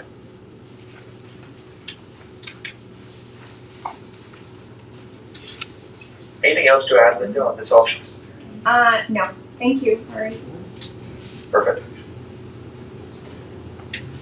Option 2 here is going to be slightly different, where we're going for the same percentage increase across the board, along with our volumetric change that I spoke about earlier, where you club them up, and you've also decreased the minimum allowance. So those are the 3 changes that occur. You can clearly see that it goes from $26 to $36, and the monthly charge also increases for the rural rates to $61. This is where the base charges are holding more of the weight, and it does provide us more stability. That's the aspect of option number 2, that we have stable income coming in as fixed rather than on the variable side, which could decrease if the consumption goes even below or decreases even below 33%. That's the benefit of this side. The con, some people might say, is the fact that the base charge increases from 26 to 36, so people that are below the 5,000 tier will have to pay slightly more, but that also comes with the cost or the benefit of stability. And that trend also follows on the outside city users. I know I'm going through this a little quicker, but I wanted to also give a chance to Linda. Anything else to add on the second option? I'm kind of lost on this, on option 2. Option 1, I was with you on option 1. Option 2. Option 2 is almost, we have increased the rates in order to meet our revenue targets. We've just done a blanket that said 38%. Oh, okay. Okay, now I understand. Yeah, we just increased it, but we kept the minimum allowance at 5,000. No, it stays at the 7,500. Oh, so we did at 694 for 7,500, because this says 5,000 on there. Yeah. Yeah, Uh, option two. okay, So should it be 7,500? yes, and it's miscommunication on our end. Because I think sorry, Ari, option one, Yeah, no worries. option 1, 3, and 4 are actually reducing the minimum allowance to 5,000. Option 2 basically just is everything, the minimum allowance of 7,500 gallons and just an increase across the board. Like we used to do it. Correct. Yeah. Correct. Okay, that's the. That is correct, because even the minimum bill follows that trend. You see a 38% increase, yeah. 38%? Yes, 38. Yeah, that's the across the board change. And that's what we talked about during budget, is being that number, that target number Correct. operations. Thank you. And Linda, is this the one that takes us to where we need to be?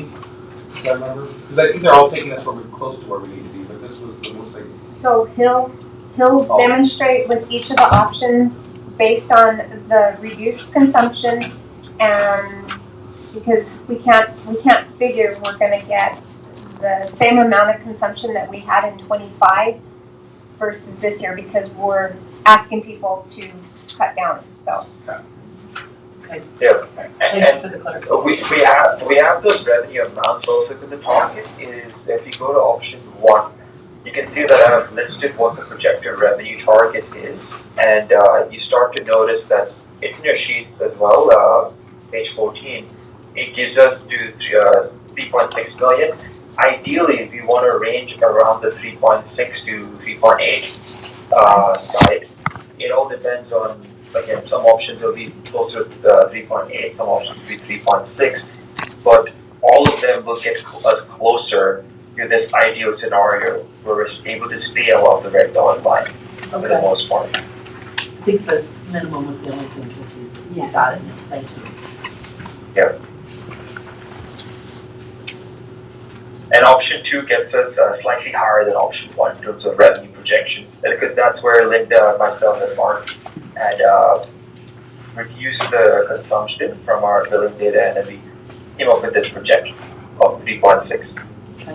And real quick, the reason we went 38% is at the beginning of this calendar year, we needed to be 38% in order to break even. We started out about $1 million in the red. That's why the 38% came in, in order for us to come out of it. Thank you, Mark, for clarifying. Sir?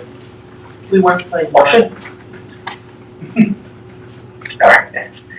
Option 3 is going to be different. It's going to follow the allowance as option 1 and option 4, where we reduce it down to 5,000 and so on. The difference here between option 2 and option 1 rather is we have a higher volumetric rate and the minimum allowance. You can clearly see it's 1428, and that's what the difference between option 3 and option 1 is, where the allowance is still the same, they follow a similar monthly charge, but in option 1 it's 1071 and this one's 14. That allows us to recoup more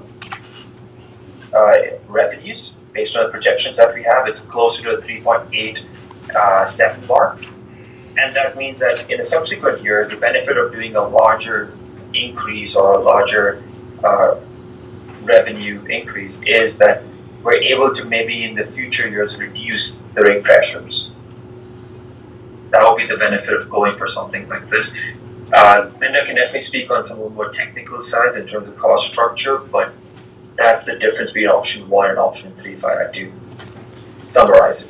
Yeah. So option 3 decreases the minimum gallon allowance to 5,000, increases that base charge to $30. The overage is doubled for both city and county users. Whereas in the first one, It it was was- double for city and 1.5 for county. Correct. Got it. Correct. Yeah, because this is what we're looking at is the per 10,000, past 5,000, it's per 1,000, right? Correct. On the chart? Yes. So we're looking at 714 per 1,000 gallons, Yes. past that 5,000 mark. And Correct. on option 2, we're looking at $4.93 per 1,000. Yes. Just so we're clear on what we're looking at. And then option one is 714 once again, okay? Thank you. Perfect. We can also see that we have the average residential bills here, which is just taking the two tiers, one that's on the minimum side. Over here, again, it follows option one. It's $3.24, but when it comes to the increase, especially on the rural side, you start to see a much higher increase. That's $57 for someone that's consuming 9,500 gallons compared to option one. Again, this higher increase means that we're also getting more revenue, we're more stable to help pay for all of our projects and expenses, and also decrease the rate pressures in the future, but it comes at cost. They use the water, they're gonna be charged for it, basically, bottom line. The last option that we have, again, that follows a similar revenue path as option 1 and 2, about a 3.6 marker, is the option that we just changed the volumetric rates, so we increased them to 714 and 1428, like you saw in option 3, while keeping the monthly charge the same and decreasing the minimum allowance. So those are the three changes. So Linda, this was the one Tim did where you lower to 5,000. You keep the basic monthly the same, but you change the overage. You double the overage. Okay. Thank you. I'm sorry, Tim, I wasn't trying to assign you to it. It's just that's the way I remember it. That's all right. It's been a couple weeks and my information might have changed by now. Cool. Yep. And the idea, like, we can definitely look at page 21 for the difference between the average bills. But when we compare, let's say, option 1, 2, and 4, option 4 leans less towards stability of our revenue because we're not getting the same monthly fixed charge, which instead of getting 30, we're getting 26.77 like we are right now. But it also shifts the cost, which is a bit more fair if you look at it in terms of volume, the volumetric side. But then that's guaranteed cash coming in if the consumption was decreasing even more than 33%. So that's the difference between option 2 and option 3. And if you also want to compare back to option 1. So Ari, when you guys did the amounts, like the 3.6 to 3.8 million, that's all based on a 33% decrease. Correct. In Yes. revenue. All of Okay, these all across scenarios, the board. yes. So what I just heard Ari say is if the decrease is more than 33%, some of these models are running so close to the edge it might fall under the red line. Correct. Yeah. Correct. That was perfect. I could have said better. No, you but did the idea is that this does make it seem like it's more fair, but we also have to think about financial sustainability in terms of the stability of the revenue, right?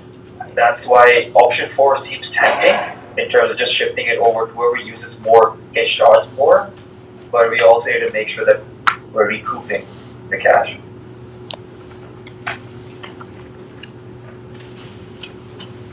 Any questions on the 4 options? I know it's a lot to take in. There's a lot of different moving parts.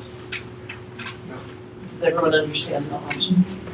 Now, are we set with Yes. if we pick one of these options, are we set for how many years, or does it go year by year?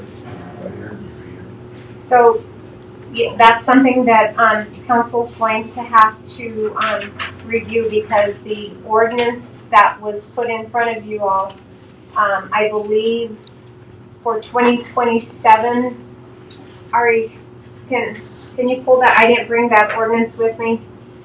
It requires an annual review. Right, the annual verification, but it did state something in there for 27, was it a 2.5% increase, Ari? I thought it was And I- 5. Do you think it's I 5? think it was. I believe it was 5. Okay, It's 5. Okay. There is one that's 2.5. You're just, okay, you've got 4 different ordinances in here. okay. 2.5, I think was last year's. Steve's is 2.5. I can't remember, what's that? It's that little Because I know we can't. blurb in the ordinance. This- Electric and sewer So, changed yes. differently, but water was 5 every year consistently. And that's why I kept 5% as status quo. In our first model, we just kept it 5% consistently. Ultimately, But yeah, it's council's, it's your decision. But That's- to answer Frank's question, we have to look at Yes. it every year. Just give us direction. But we might raise it enough, we didn't have to address it in another year. That's what I was wondering how that works. Depends on how much water we sell. Yeah, so I'd like to add something. The reason we went 33%, we are running 3 million to 3.5 million gallons a day, typically in the summertime. When we went into water restrictions, our goal was to get 2 million, which say we're at 3, that's basically reducing us to third. That's where we came up with the 33% reduction. Starting July 1st, once we went into the level 3 water restrictions, we're now currently under 2 million gallons. We're about averaging maybe 1 3/4 million. So with that being said, since July 1st, we've lost about 1 million gallons a day of revenue, which is about $3,570 a day. At 365 days out of the year, that's $1,303,050 a year annually what we're going to lose in revenue. Just under about $107,000 a month. So starting July, that's a revenue we've lost based on how much less water we've sold because of the drought. And like I said, we already started out $1 million in the red at the start of this year. So basically of the 4 options, unless there's another option the council might prefer, option 2 was 38% across the board, but it does not reduce the minimum. So but it raises the monthly bill more. So it would have more of an effect on those individuals that are on fixed incomes and are trying to conserve. Their monthly bill will go up. Where option 3 slightly raises it from $26.77 to $30 a month, but it keeps us whole in winter when we're at roughly 1 million gallons a day in the wintertime. Option 4 keeps the monthly minimum the same at $26.77, which will not give us any increased revenue during the wintertime, but it will during the summertime when the residents who use more water will pay more. So those are basically the differences. So I would suggest we try to keep the low income in mind.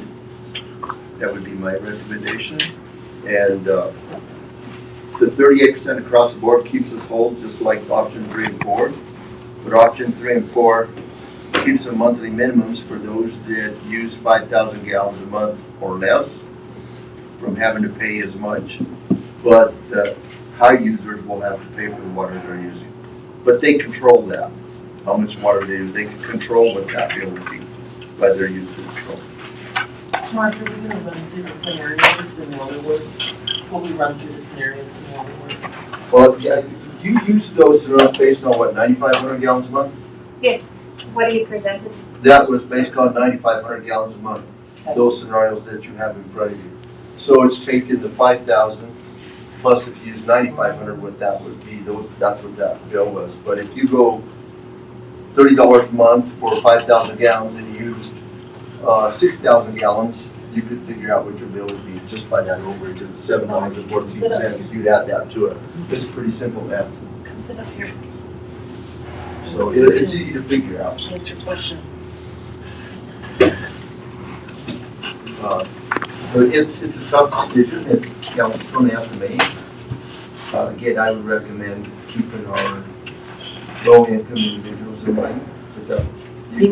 You said number 2 really hurts them the most, the 38%. It does. It gets us where we need to be revenue-wise, but their monthly minimum, I don't like to close my sheet. What would be the monthly minimum? It stays the same. Under option 2, everything stays the same, just. The one at 38%. Just goes 38%. Goes 38%. That was option 2. So what I've come up with, and then correct me if I'm wrong, so I went off of 10,000 just because I'm familiar with 10,000 gallons. So in option 1, I'm coming down and I'm looking at this, and I added the overage, if I did this right. I'm looking at 65.71. All right, will you pull up the rate cards for option 1?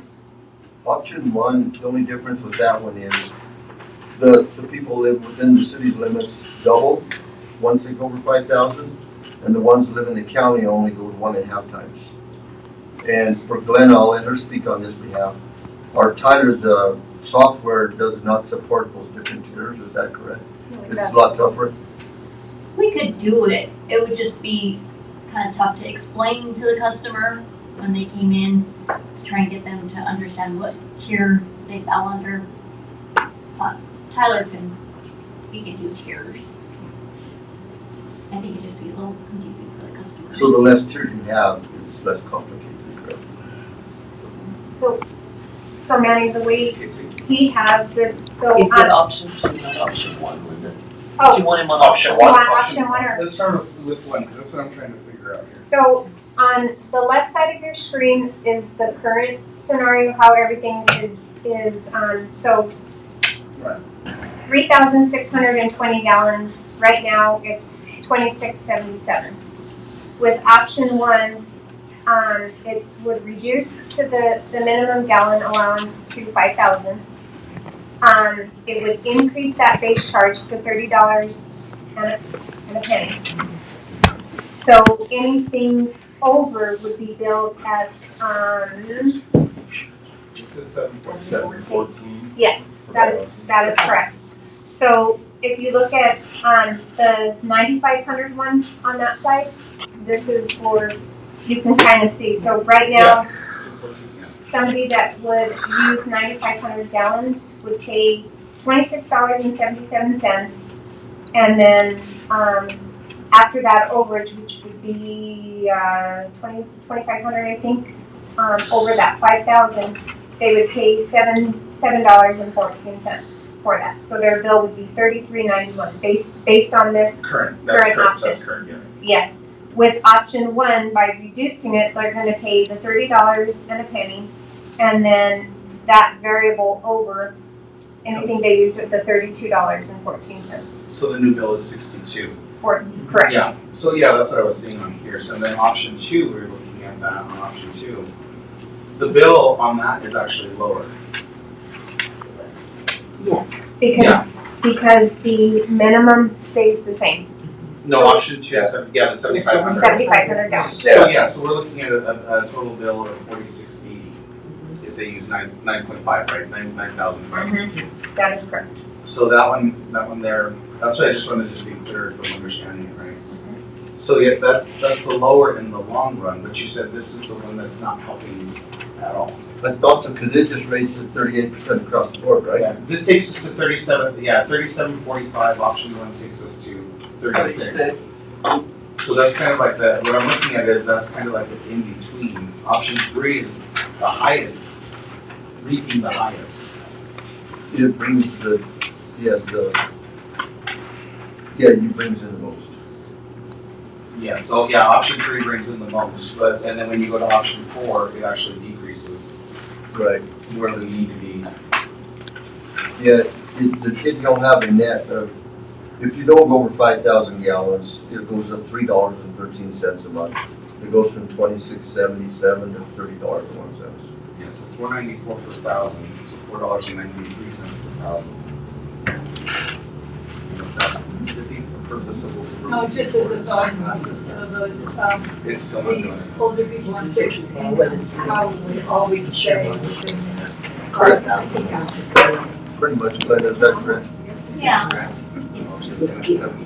So I have some friends, or just 2 people, they don't have no graphs. They average about 3,500 gallons a month. So that's with no irrigation. I'm at 44. You're at 44?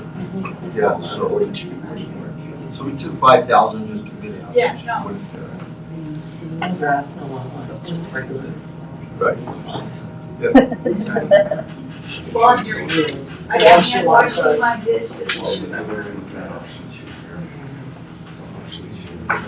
So let's go with this black line, right? Is that money in? That's your revenue coming in. It's revenue coming in, that's not in reserve.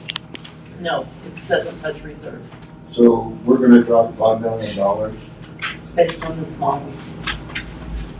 this year. Like in revenue coming in. Ari, can you pull that back up, please? Your mention question again, so just want to make sure. reiterate. We're looking at the black line already before you start any revenue, modifications. The cash position, Yep. So it has $7 million at the beginning and dropping down to 2 million, so you're saying we're gonna lose $5 million in this department. In 27. Well, from 26 to 27. If we continue this way. Right. Which we don't know. And we're still at the red line in 27, it's 28 when you cross, halfway through 27, 28. It looks like when you cross, thank you for that. The deal I'm getting at is we raise these rates at the beginning of the year. We wanna raise them now, and then we're gonna wanna raise them again. Maybe the next year. Well, I think if we're raising them now though, Dan, we either set those for January 1 and budget to them, but we don't raise them now and raise them in March. I think we decide now what we're doing for 27. You decide whether you want those to start in March, which is just a simple amendment to the current ordinance, or whether you want to back up and start them in January, or whether you want to start them immediately. But what this doesn't do, I don't think, Ari, and you tell me if I'm wrong, is let's just hypothetically say we just stuck with the ordinance that exists right now with the 5%. Is that 5% figured into the cash position? Annually? That's what the status, yes, that 5% is. Okay. If you could clarify that, it would be helpful. So what we're seeing, Mark, is correct me if I'm wrong, is that the loss of financial position right now, even if we stay at the 5% and we keep our current expenses, or it looks like expenses are trending up every year, this is what it looks like in the model. That's what I'm saying. Does that assume that we have the same usage? So if our usage decreases, then that also is going to impact. It doesn't take into account So our usage increasing. usage is decreasing. It is. Okay. Yep. Is it stay at that 33% decline year after year? Or are you decreasing it in every year? Or are we just decreasing at 33 and holding it there? It stays at that in the adjustment. In the status quo, it's just trying to point out that even without the decrease, or like it stays at a decreased amount, I would say. It stays at a decreased amount consistently until further notice or change. Does that answer your question, Carmela? Yeah. Decreases to 33 and stays Yes, there. thank you. Because there's no guarantee, we don't know where snow, we don't know when that reverses. If anything, the numbers we gave for capital improvements coming up in the future, those are based on today's costs. Like the Jansen tank, we got a $4.5 million cost to do it today. 10 years from now, that cost is even going to be greater. So these are. You didn't even figure that in there, you just said it on Did today. you already figure out a percentage increase per year? No, not for today's No, this presentation, is- but these are not I just wanted to today's make sure it's consistent So- with your information. The numbers we're giving you are conservative numbers. Right. So. What I'm getting at here is we're getting wrong. Correct. We're going the wrong way. Correct. Yeah. Yeah. That is a good way to describe it. Yeah. Yeah. You're 100% correct. Yeah. We're going backwards fast. Yes. Our I'll give you another example. We just had a major water main break on Garfield and Washington. I had to hire some contractors in because it was too deep for our equipment. We didn't have the proper equipment. That's going to cost us between $60,000 and $70,000 out of my distribution budget, which now limits what I can do. So it's, you run into, our infrastructure's old, we're going backward fast. We need to start replacing a lot of this. Just that water pipeline from North Lake to Trinidad, you figure I have a 2,600 feet, about a half-mile pipeline we're putting out to bid on the Old Sopus Road this year. That's estimated to be $2.2 million half mile. So figure $4 million a mile. That's 30 miles. That's why I came up with that $120 million today's cost. But just for clarification, when we're looking at the cost, operating costs, and we're looking at the black line, you're not assuming capital in that discussion. Nope, not one bit. You're talking about if we don't do any capital improvement and we have a 33% production decrease in what we can sell and we stay at our current rates, that's where we are. Correct. So you're not even talking about fixing something. If I'm understanding, I'm asking. Correct. Okay. The capital for the green, right, speaks, that's how much we're low in order to get these projects done. we're out there trying to get grants, as much money as we could get. I mean, obviously, it's going to benefit everybody, and we were able to secure funding for the Old Soapers project that's coming up. So we'll be bringing that to you all just to hear that presentation, but there's a lot of things that need to be done, and then when you have a hiccup, as Mark mentioned, with the water main break, you know, it's just, it takes money. Your turn, Tim. My turn? Yes. I've been studying tiered rates. Okay, so just for example, hopefully I can explain this properly. I'd like to keep the minimums the same. I'd like to keep them at 7,500. But after you go up, because I mean that keeps our low income people not being touched. If you're conservative with water and you're staying within your boundaries, but wait a minute. First thing is, are we talking about water reduction or rate? Is this a rate increase or a water reduction conversation? Water reduction has triggered the rate increase. Okay. We're not talking about water reduction today, we're talking about rate increase. Okay. So why can't we get a tiered rate? Say you go over your minimum that first 5,000, you get hit, the next 5,000, and it keeps stepping up. And I would love to see a computer program that we could manipulate that and say, hey, based on last year's usage, you know, extrapolate it to see, because every step of the way of the tier, we can manipulate that to make more money. And as we go into the future, that will be very easy to look at this. It protects our low-income people and the people that are conservative, but it's going to hammer the people that want to do a lot of 100,000 gallons a month. That's going to hurt people there. But it's based on usage. Nobody can argue with it because it's based on usage. And it's We're not upgrading. We're not raising rates right now. But we're raising rates when you start stepping up and overusing. I think we do need to raise rates a little. Just no, I think if we play with that stair step, that we can. Really? Well, I don't know. I'd like to see it. It's not about making money since we're going. Well, it's a little of both sides. Yes. If it made money, it should be returned into infrastructure projects. But Glenn I asked Glenn, and she made a great thing, is that most people on subsidized income and the elderly really are good with 5,000 gallons or less. So is there any movement between 5,000 and 7,500? That's not really true. No. Okay. You got, you know, you're worried about people watering the grass, but what about people who have a big family that have 5 or 6 kids that are using the shower, laundry, everything like that? I would like to see the minimum stay at 75 and work with your adjustment because it's fair to everybody that way. I mean, everybody overlooks that, and I'm sure that's really a tough issue now with families and stuff. Can we go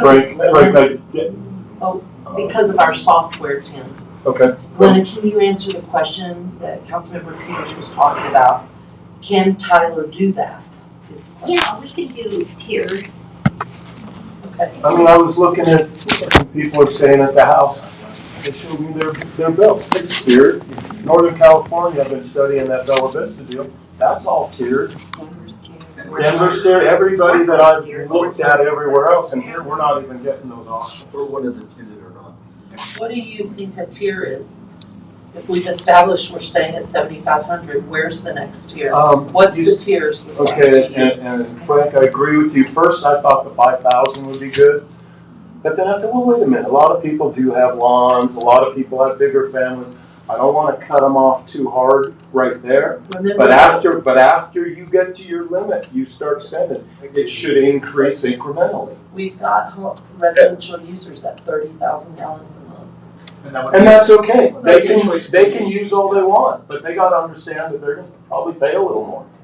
And I think if we top end it like that, we might make more money in the long run. I had a consumer tell me that it should be their choice if they want to consume.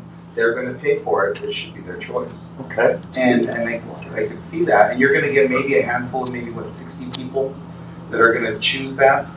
You know what I mean? We don't know, you know, that are gonna choose to be at that higher tier. You know, so So what happens if most people are conserving and they're not going to those tiers? Then what happens to our water fund?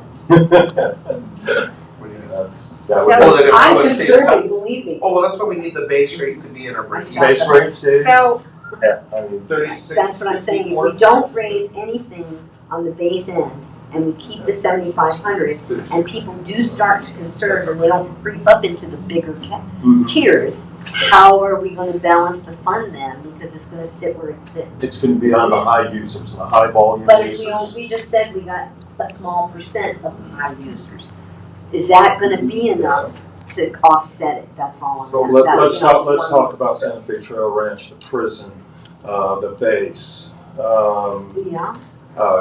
I don't know, I don't have the information on all those other ones. But my other concern too with these rates is, again, the rural people are really getting hit hard, it looks like here. Now, I'm not saying, now maybe commercial is different. I'm talking about just like. May I add something on to that? Yes, yeah. I had a conversation with Daryl, so we talked about it. And, you know, some of these rural ones, they take care of all the maintenance. Once it crosses that meter, they take care of the maintenance. So we should be looking at them a little bit differently. But still, once they hit when we exceed their minimums, you know, they should be paying more as well. But we have to look at that differently, because I don't know how Cokedale does it. I don't know how Trinidad Lake does it. I don't, you know what I mean? And I asked some questions, but I didn't get that. I haven't even got to the commercial side of it. Because I'm just saying, I talked to some people out at the prison. They're not concerned with water conservation. So if we're not big users, please tell me why we can't try to rein them in. I don't have a problem with benefit off it if they want to use it. I'm good with that. I'm just wondering, if do we have enough big users to sustain the health of the fund? That's why I'd like to look at it, you know. Well, what I keep looking at and seeing is the main thing is whatever the base thing is, whatever our base charge is has to be our break even. Right. So your $7,500 needs to be your $36. No matter what, it's going to always have to increase. But then your next tiers is the ones that you guys are going to. Go ahead, sir. Sorry. Go ahead, Ari. I just have one point to make. When it comes to the multipliers, or rather, you said that the larger home, let's say if they have a larger family, there is a way to also, I've seen many of the communities I work with, the way they like to operate is they add a multiplier to the allowance to say that if it's a larger home, they end up getting their multipliers also stretched. Like for example, if 5,000 was a minimum for a single family, a multi-family who has twice or whatever the multiplier is, gets like 7,500 as an allowance, a bit higher. And that's something that you can, I don't know if it's possible this year, but if we had that type of thinking, that could help protect those multi-families as well. While also you can have the tier rate conversation that you're having right now, but the allowances can stretch according to the size of the family. I don't know how we would get the size of the family data. But I do know that Denver, I was looking at I think it was Denver I was looking at, and the way they do their tiers, they actually take an average of your usage in the winter months, and that becomes your minimum usage, and then that's your first tier. So if you're somebody that uses 6,000 gallons a month, and they average it, and that's your average winter use, they take the winter months, so it's your lowest uses, and that's your residence's average. That's your. Do you want to talk about the program, Glenna? Okay, that would be tough. Yeah, I'm just throwing it out there. Tyler won't do that. It would be a nightmare, especially with the rental properties. Because people aren't there that long.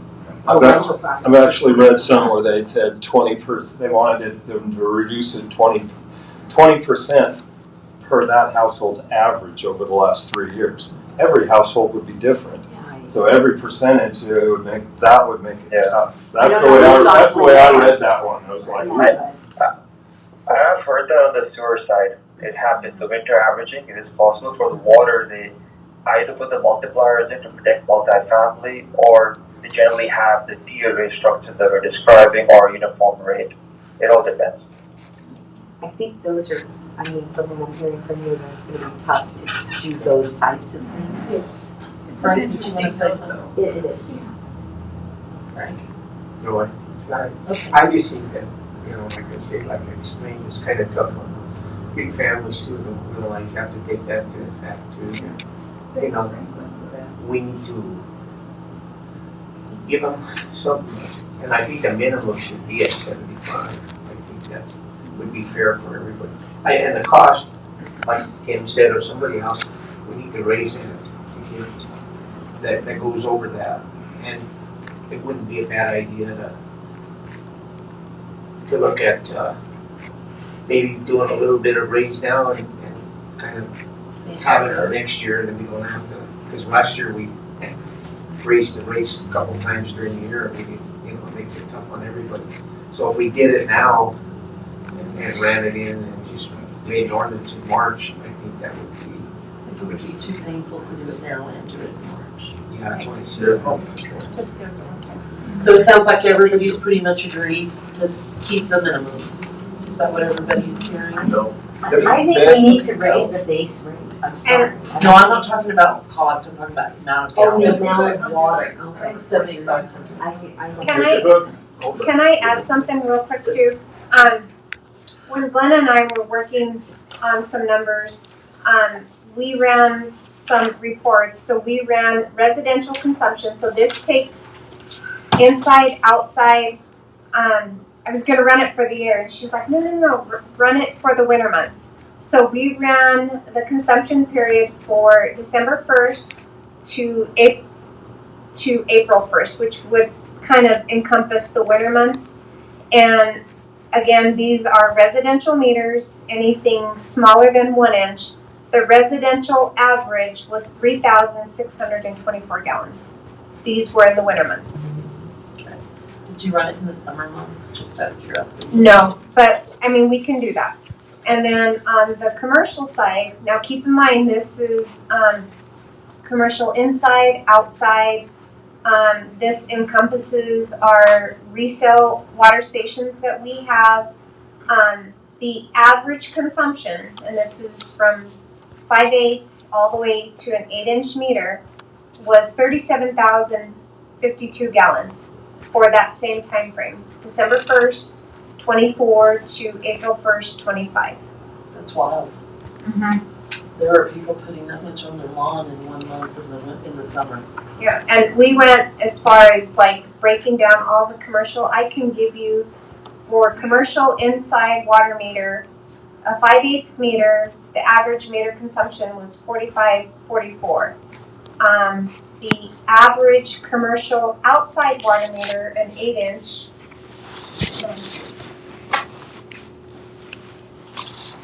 the average consumption, again, same time frame, was 1,173,664 gallons.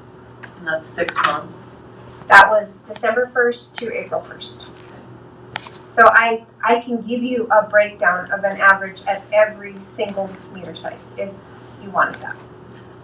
Both winter and summer, We didn't do summer, but we can do summer or we could do year round. or year round. We just tried to look at the winter months. Is that something you guys would like to see? Yeah, I wouldn't mind seeing that. But I'd like to see, I'd like to see something, I guess the more information you have, you just need to see. That's the average for the whole year. Okay, average for the whole year. You want the average By for the whole meter year? size, both inside the city limits and outside. What's going on? Linda, I could help you here, and I could show the distribution graph, like to save everyone else time. Okay. But it depends. Like if you're coming up on our own work session time, I don't want to add more. Did you want to say something, Mark? Yeah, if I may. Wait, you just answer. These two. I mean, he can show you, because he's got all the information on here, so he can show that to you right now, if that's what you want to see. Show you real time. He just, if time permits. Okay, go ahead, Mark. Okay, perfect. Thank you. Yeah. Sorry, my headsets were Share my screen, I'm sharing. There you go. Can everyone see it? I'd like to comment on a few councilman's comments. Carmel's first, you stated how you're concerned about what if we don't collect enough revenue, people start not using them as water.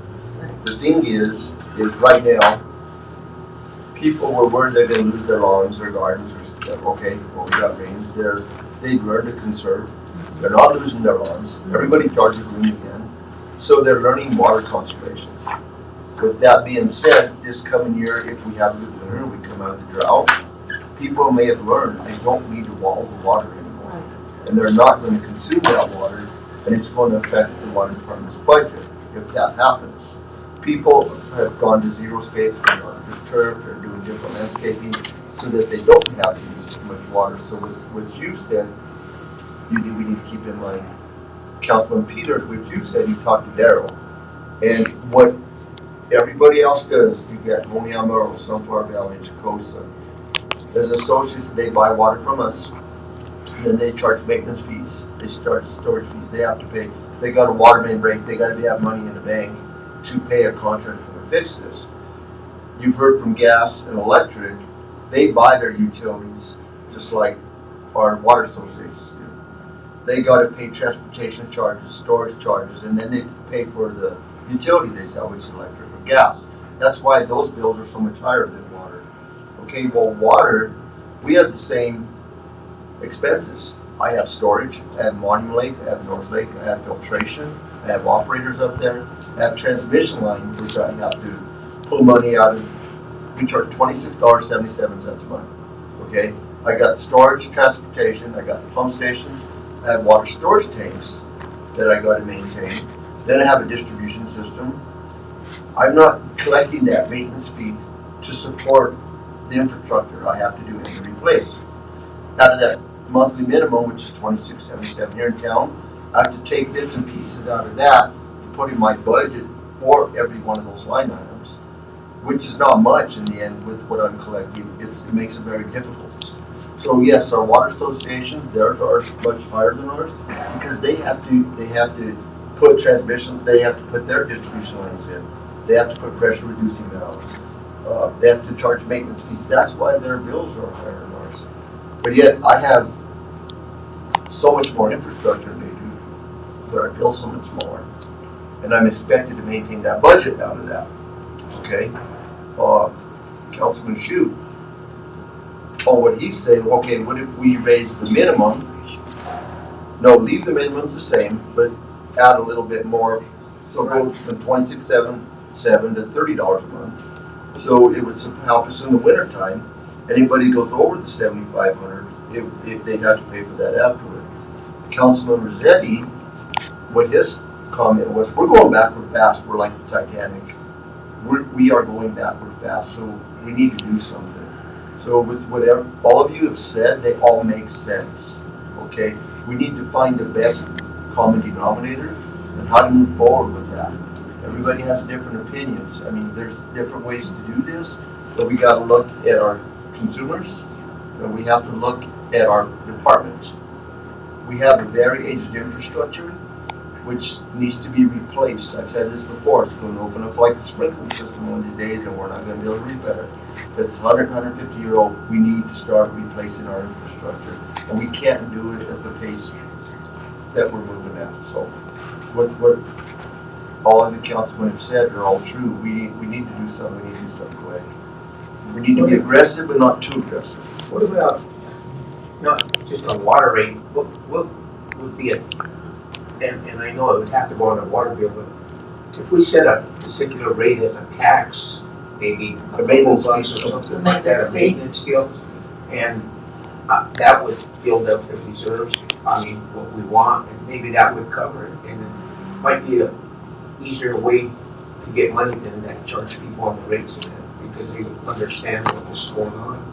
And it would be kind of separate. We do have different taxes on electric and stuff like that. Why not look at doing something like that? And that way we're planning for the future and then keep our rates where they're reasonable for the people to pay. I mean, Either way. In a way, it doesn't make sense, but. Right. So But it all comes out the same, I so, think you're looking at it a little bit better that way. yeah, it doesn't matter, either way, you come to the same conclusion how you do it, whether you charge a $10 maintenance fee or you raise your rate $10, yeah. A transmission fee, storage Storage, fee. yeah, it's, I'm having to, I shouldn't say, we are having to, keep up an infrastructure on a very small budget for the size of infrastructure we have. Like, How you does know, everybody feel about a fee structure as Frank suggested? I just think it's more lines on your bills. Yeah. I don't see it as really doing, it's the same thing as if you just raise the base rate to me. If you just lump all these fees and put it in something. Yeah, I'm stuck on the tiers. So if we need more money, we get to the highest end tiers, we start just manipulating that fund all the way up. We need more money. You know, we don't go after grandma, we go after someone that's doing $100,000 a month or so far over. That's where we can manipulate, but I don't have that information. Ari, is there a way that we could see, is there a way for us to look at that? Like, let's say we did a 7,500, 15,000, 2,250, and then plus that, and then figure out our base rate at, let's say, 3,694, which is our break even now with a 20% increase, going to 15,000, and then adding another 10% to that, making it a 30% increase on the 2,250? That's very simple. Like, it's very easy to do inside of waterworks. Like, it's not challenging at all. If time permits, I can continue and make a scenario on the spot. But so we I can kind of also see be where we're mindful of, sitting at like, with. That would be a great option. I think that's great, but I still think we need to know the number of users who's gonna save us. Like, what is that, what is that number, that tier that you hit, that all of a sudden propels us to where we need to be if we don't raise the base rate? So, That's fine.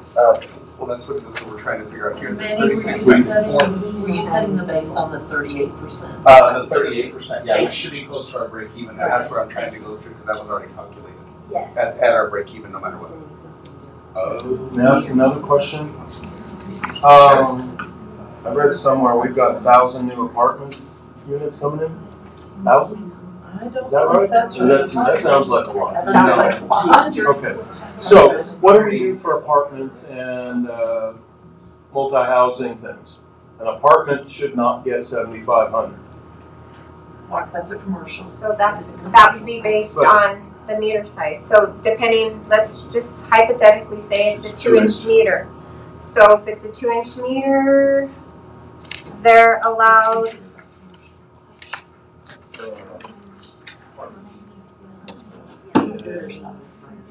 yeah, they're allowed 26,250 gallons for a 2-inch meter.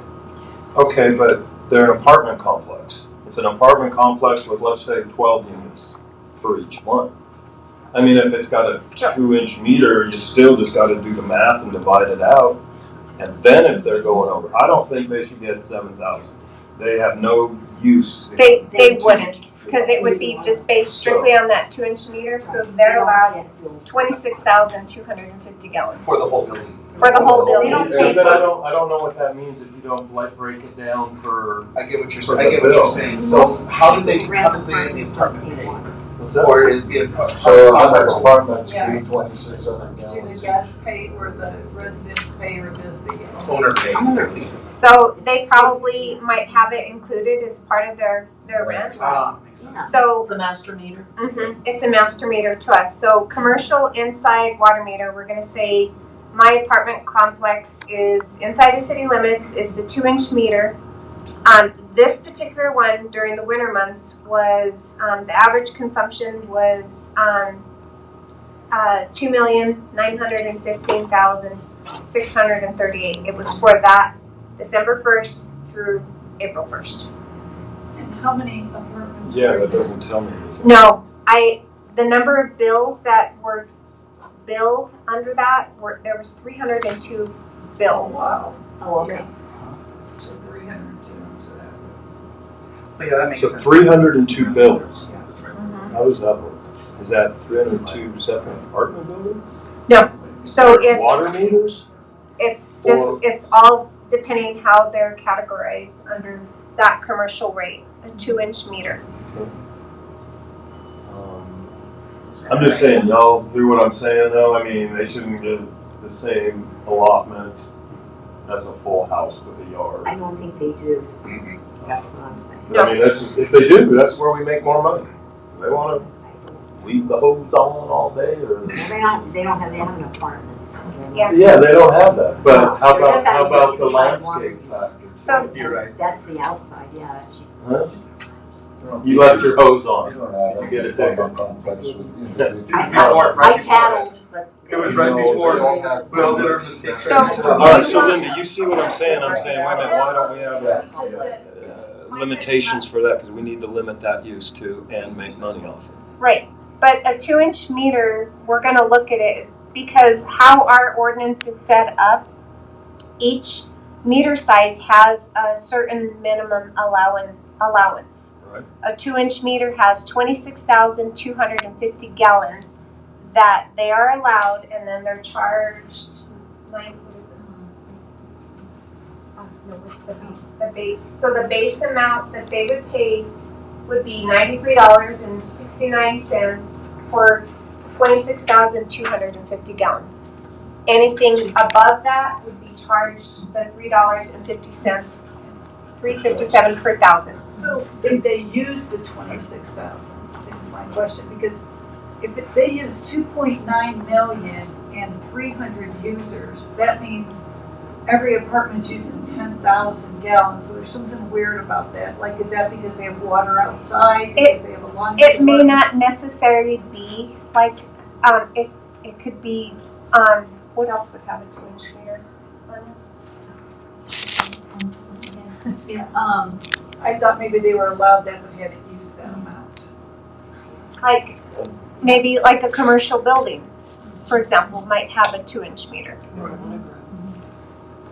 Right, but that's not controlling our money or our usage. And it's just the way our ordinance is set up, and it was set up to allow so many gallons per meter size. When you look at our current structure right now, I know there's a base amount, but ultimately, for every gallon of water, you're paying 0.00357. It all works out. I don't care if you use 2 gallons or you use 10,000 gallons. It's all going to compete at that same rate because we don't have a tier structure. So it's all billed the same. So if you use 500 gallons and I use 10,000 gallons, Who should pay more? me, You should. but I don't. Right. The way our structure And that's why we per need the gallon. tiers. That's why we need the tiers. You can't go over your 7,000 and then go up to 100,000 or 200,000 at that same rate.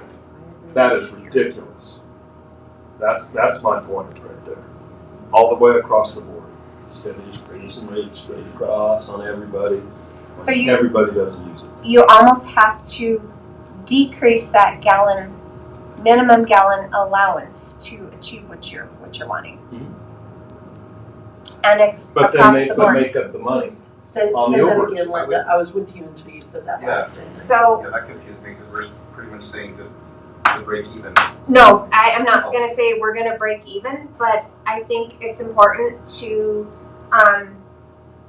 look at decreasing the minimum gallon allowance because anybody that is gonna go over that threshold is going to pay more. So you're gonna decrease the minimum allowance and then we're gonna have to redo our entire ordinance the way it sits right now. If you want the tiers, we're going to have to revamp. Is that a true statement? And then look at Tyler and see how that works. Yeah, It is possible through Tyler. It is administratively, it would take some time. There's also the argument that it's one of the things I've seen in other communities that I've worked in Colorado, like Fort Lupton. Sometimes they would like to first see how the drought conditions actually impact their demand. Like what does the drought condition of getting down to 2 minutes or 3.5, what does the consumption trend change to? And then initialize a tier structure. For example, if you all did a uniform rate tier this year, like for 2027, and then you can look back at 26 and 27, then make the judgment call to see that under drought conditions, or under this new conditions that we have, what should the tiers be?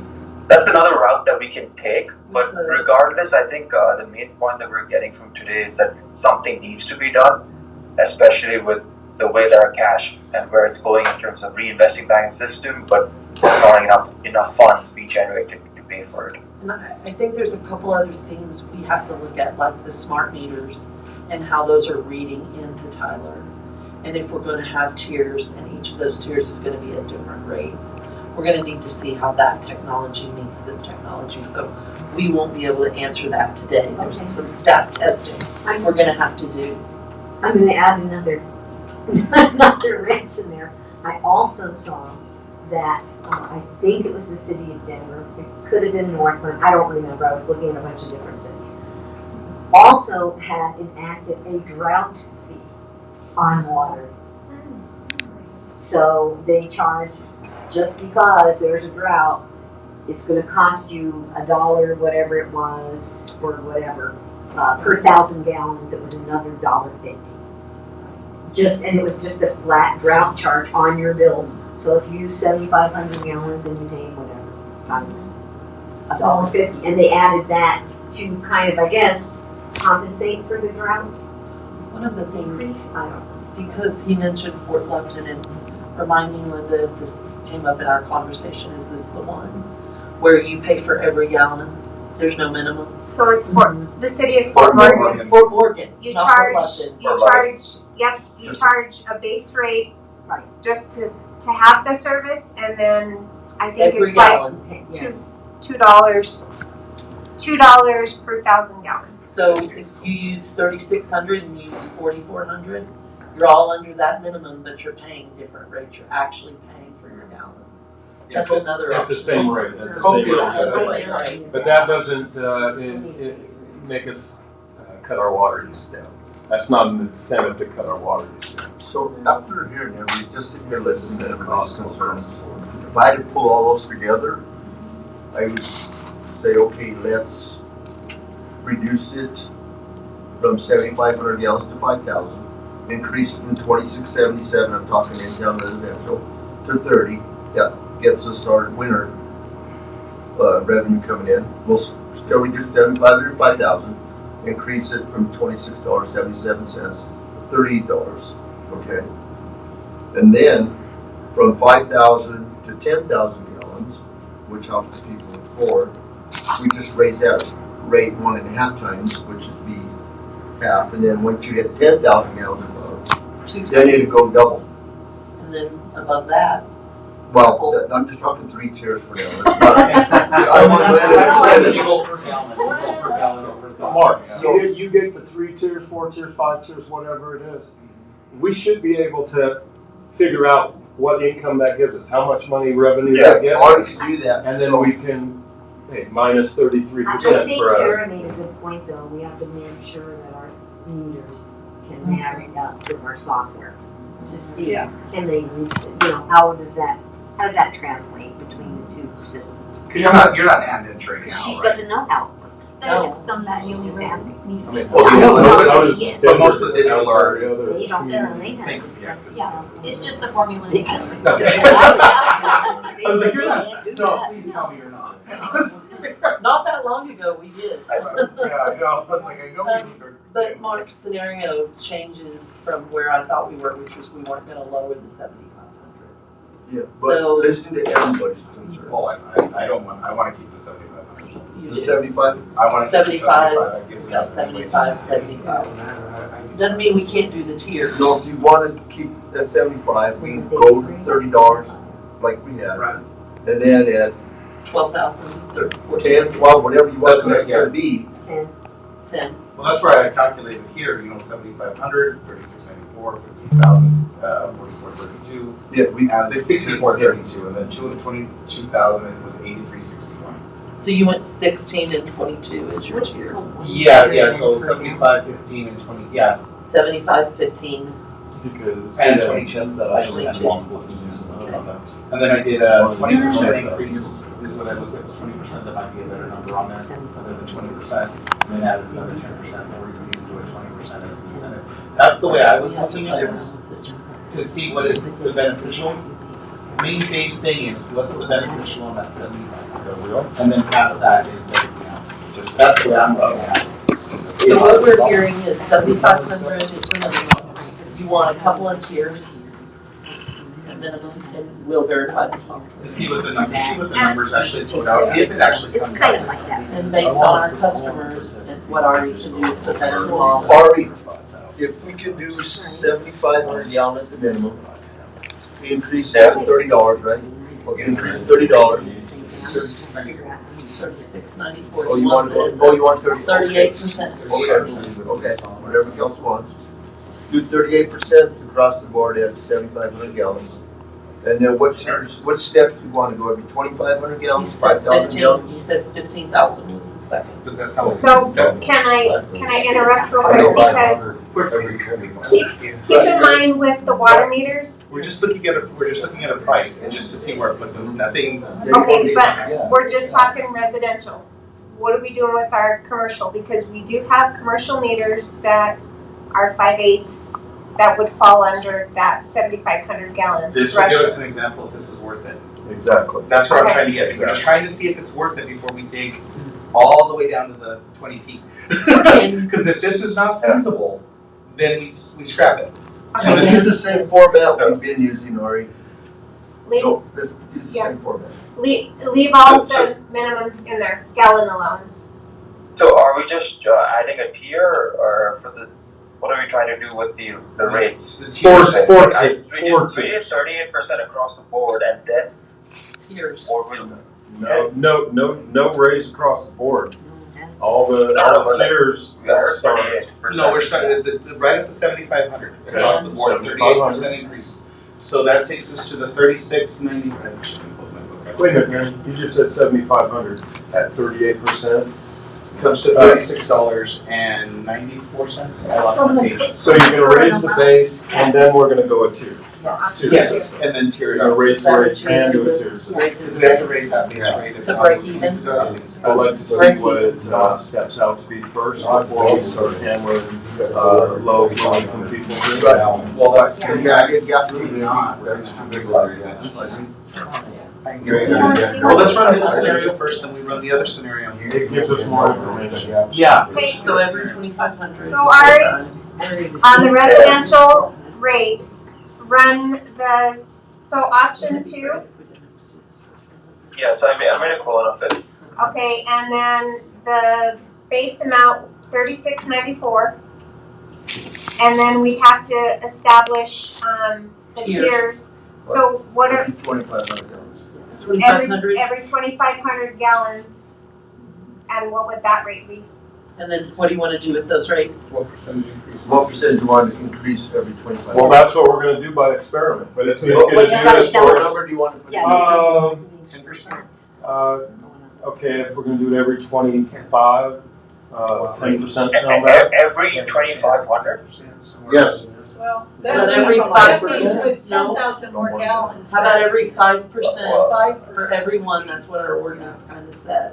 And We'd be getting 4 years. let's see what it says, Yeah. because the way in my brain, we can look at it and go, oh, that's not enough. Then we go, oh, well, let's make the top users 7, 8%, secondary 1, 7, 8%. We need to start jacking up with the different percentages as we step up the line. Well, we were gonna double, that's 100%. So if you go 25% and work here, you will get your building. Okay. We just need somewhere to start so we can all look at it and study it. I think it went a little bit higher So than that. what if we do Yeah, I don't 25% know. for every 2,500 gallons over 7,500 already to show? And then we can go from there. Okay, just trying to understand. So like, we have 3 quarters, it says the minimum is 7,500. Correct. And after that, right now, with this option 2, it charges 4.93. What are we adding here? Are you saying that now from 7,500 to 10,000 is going to be another rate, or? Yeah, so I don't understand. it'll be, so you want the rate to stay the same or it's going up to 7,500? Are we going to increase it at 7,500 gallons? After I personally like to keep it the same. So let's So we're not raising on Sounds like people. that's the common denominator here. just keep it at 75. So at 7,500 gallons, we're gonna leave it at 26.77 a month. And then from 7,500 gallons to 10,000, we're gonna increase it 25%. From 10,000 to 1250, another 25%. We'll do that 4 times till we get 100%. Which I would think be that's worth looking at. So we were gonna go 5,000 and then double everything else. This way we can do that in increments instead of just doubling it after 5,000. That sounds like. I mean, it's something to study for us to see if it's gonna work or not. Somewhere between the 2677 and the 3694 is the answer for base rate. I don't know if it can stay 2677. I don't know if it has to go to 3694. But this will tell We're us. gonna have to start somewhere. Yeah. Yeah, 30. I would also like to request that I will have to leave in a couple of minutes. Very helpful. Oh, we don't need it tonight. No. Yeah, he's doing it right now. I'm sure he is. I'm okay building it, but I also have to make sure I keep it. And I think we're, down here, we are discussing maybe not starting at 2677, starting at the 30. Correct, Ari. So we're gonna increase $30 at 7,500 gallons. And then go from there. And then go 25% for every 2,500 gallons. Yeah. So you go 10,000, 1250, 15, 1750, and 20,000, and everything above. Everything above that would just be. Alright, we can, if you need to go, we can talk tomorrow and then we can try to get this rate card built When up. do you want to see this again? When do you want? Do you want to Soon, do if this? he kicks it out, send us an email so we can Okay. study it. Okay. Do you want to come back? Do you want to come back in a meeting, or do you want to just look at this? Because Labor Day is, we're coming in that Tuesday at 3. I think Les's person is the only thing I have right now. Unless we bring back weeds. May I make one observation? Sure. Real quick. So what I'm thinking is this is gonna take work, and this is something that we're thinking that we want to, but we gotta figure it out if it's lucrative, right? First of all, completely lucrative, is it gonna work? Is it gonna help us where we need to get long-term, where we don't have to increase for a long time? So we don't have to do this over and over again? But I think, like, for now, my opinion is, I would really like just to adopt one of these for now, work on this as a side project to get us to where we're going in the future, which is coming up now in January, I believe. I think But as for now, I think we'll have this really quick, Manny. you think so? I really do. I think we could even bring this to you in It would take me like 5 minutes, but I just prefer, like, maybe Linda can send me a message, an email, exactly what we're stating, because I'm getting a bit lost in terms of what exactly we're looking for. Yes, I can do that, I alright. think once How? We're confused too, aren't we? If staff, Oh, it's really good to clean it up. how about this as a suggestion? If staff can work with Ari, now that you've given us a framework, and come back and say, based on our users, this is what we're recommending, and we can come back in ordinance form with the graph and chart. Sure. I just I like mean, to we're study gonna it, need that's to do all the number crunching, we're gonna need to look at all the systems. But I don't think, Manny, I don't think we're on this. You're I just mean, trying this to get us is, up to par, and I really appreciate that. That's what I'm just trying to say, like, it's just so much. Business, see, this is all residential. Yeah, and I don't want to go to public and say it's this way, now we changed it and it's this way. Well, that's why I say This was already done this way and they already worked on it. we can reconvene next week. Like, if everyone's available, or 2 weeks from now, I think all the options are available.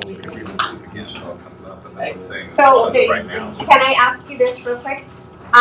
As maybe pick an option and then build off of that, the tier off of that? We just. Yeah. Was the choice. So 7,500 gallons, raising it to $30 a month. 36. And then every 2,500 gallons, 25%. we're gonna come back, Manny, with the base that makes the sense. No, I got it. It may not have to, 2677 is probably too low, I don't know if it Would you has like to me be to start 36. working? What if we want to revisit the stage? We can increase consumption. So did you get that already? We're gonna stay with 7,500 gallon minimum, raise it to $30 a month, or $30.01. And then for every 2,500 gallons, we'll raise it 25%.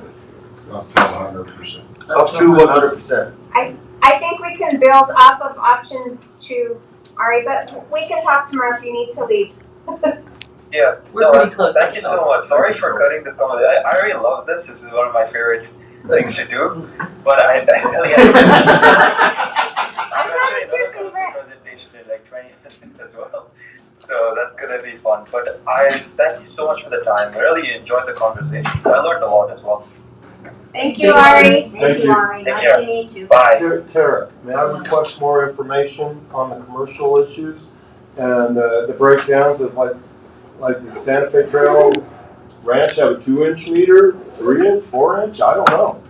Mark, you know? I'm trying to remember if it's. Well, they probably pay separately though, right? No, they buy one. They No, buy we one. buy one meter. Yeah. So let me say this, okay, prior to our reductions, our minimums were the same. In town, we charge $3 right now, 50 cents per thousand. $3.57. We charge the same amount per 1,000 gallons per all our water association. It doesn't matter if it's a 4-inch meter or 6-inch meter.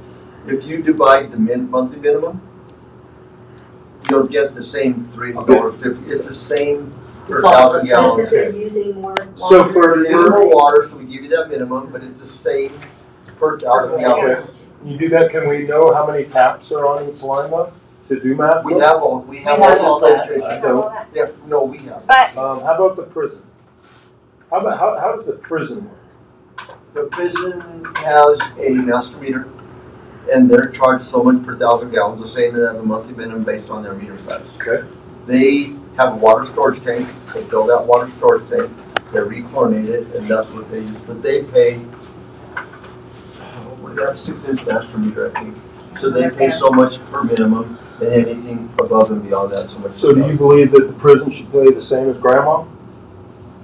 Once you start breaking that up, it gets very hard to This keep is- track of, so. This is why we need to look at our capacity on the We need to make technology Yeah, no, I side. know. Well, grandma shouldn't have a 4-inch meter. No, I'm just saying. Oh, it's the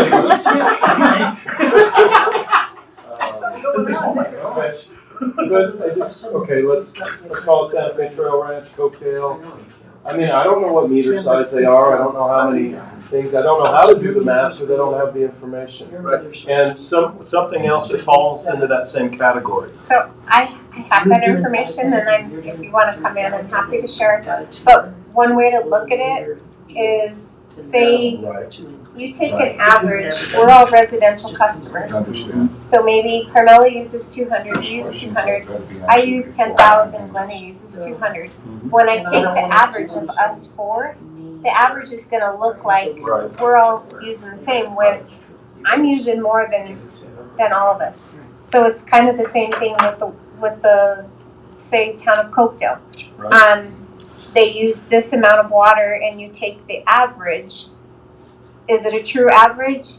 Maybe each household is actually using that, but it could be that one SKU that it's like, okay, we have this one customer that I'm a heavy user and I'm going to use my water, but the thing is, we can't control what goes into these private, no, so we you can't do can't. that. So we can sit here at the meter and we can say, hey, well, they've got 300 taps off of this. Right. We do the math and go, hey, you guys use more than that. Guess what? Your tiers are jumping too. Right. I mean, And I understand that that's their problem inside their circle. Right. Once it hits that master meter, Exactly. it's not. Santa Fe Trail Ranch. It doesn't matter if it's 10 meters or 100 meters. Exactly. They're paying it, right? Exactly. See, They're but- paying it. But here's the thing, I've been doing houses in Santa Fe Trail Ranch for 25 years. There's leaks. And they're paying for that. They're paying for that, but they're paying for the water.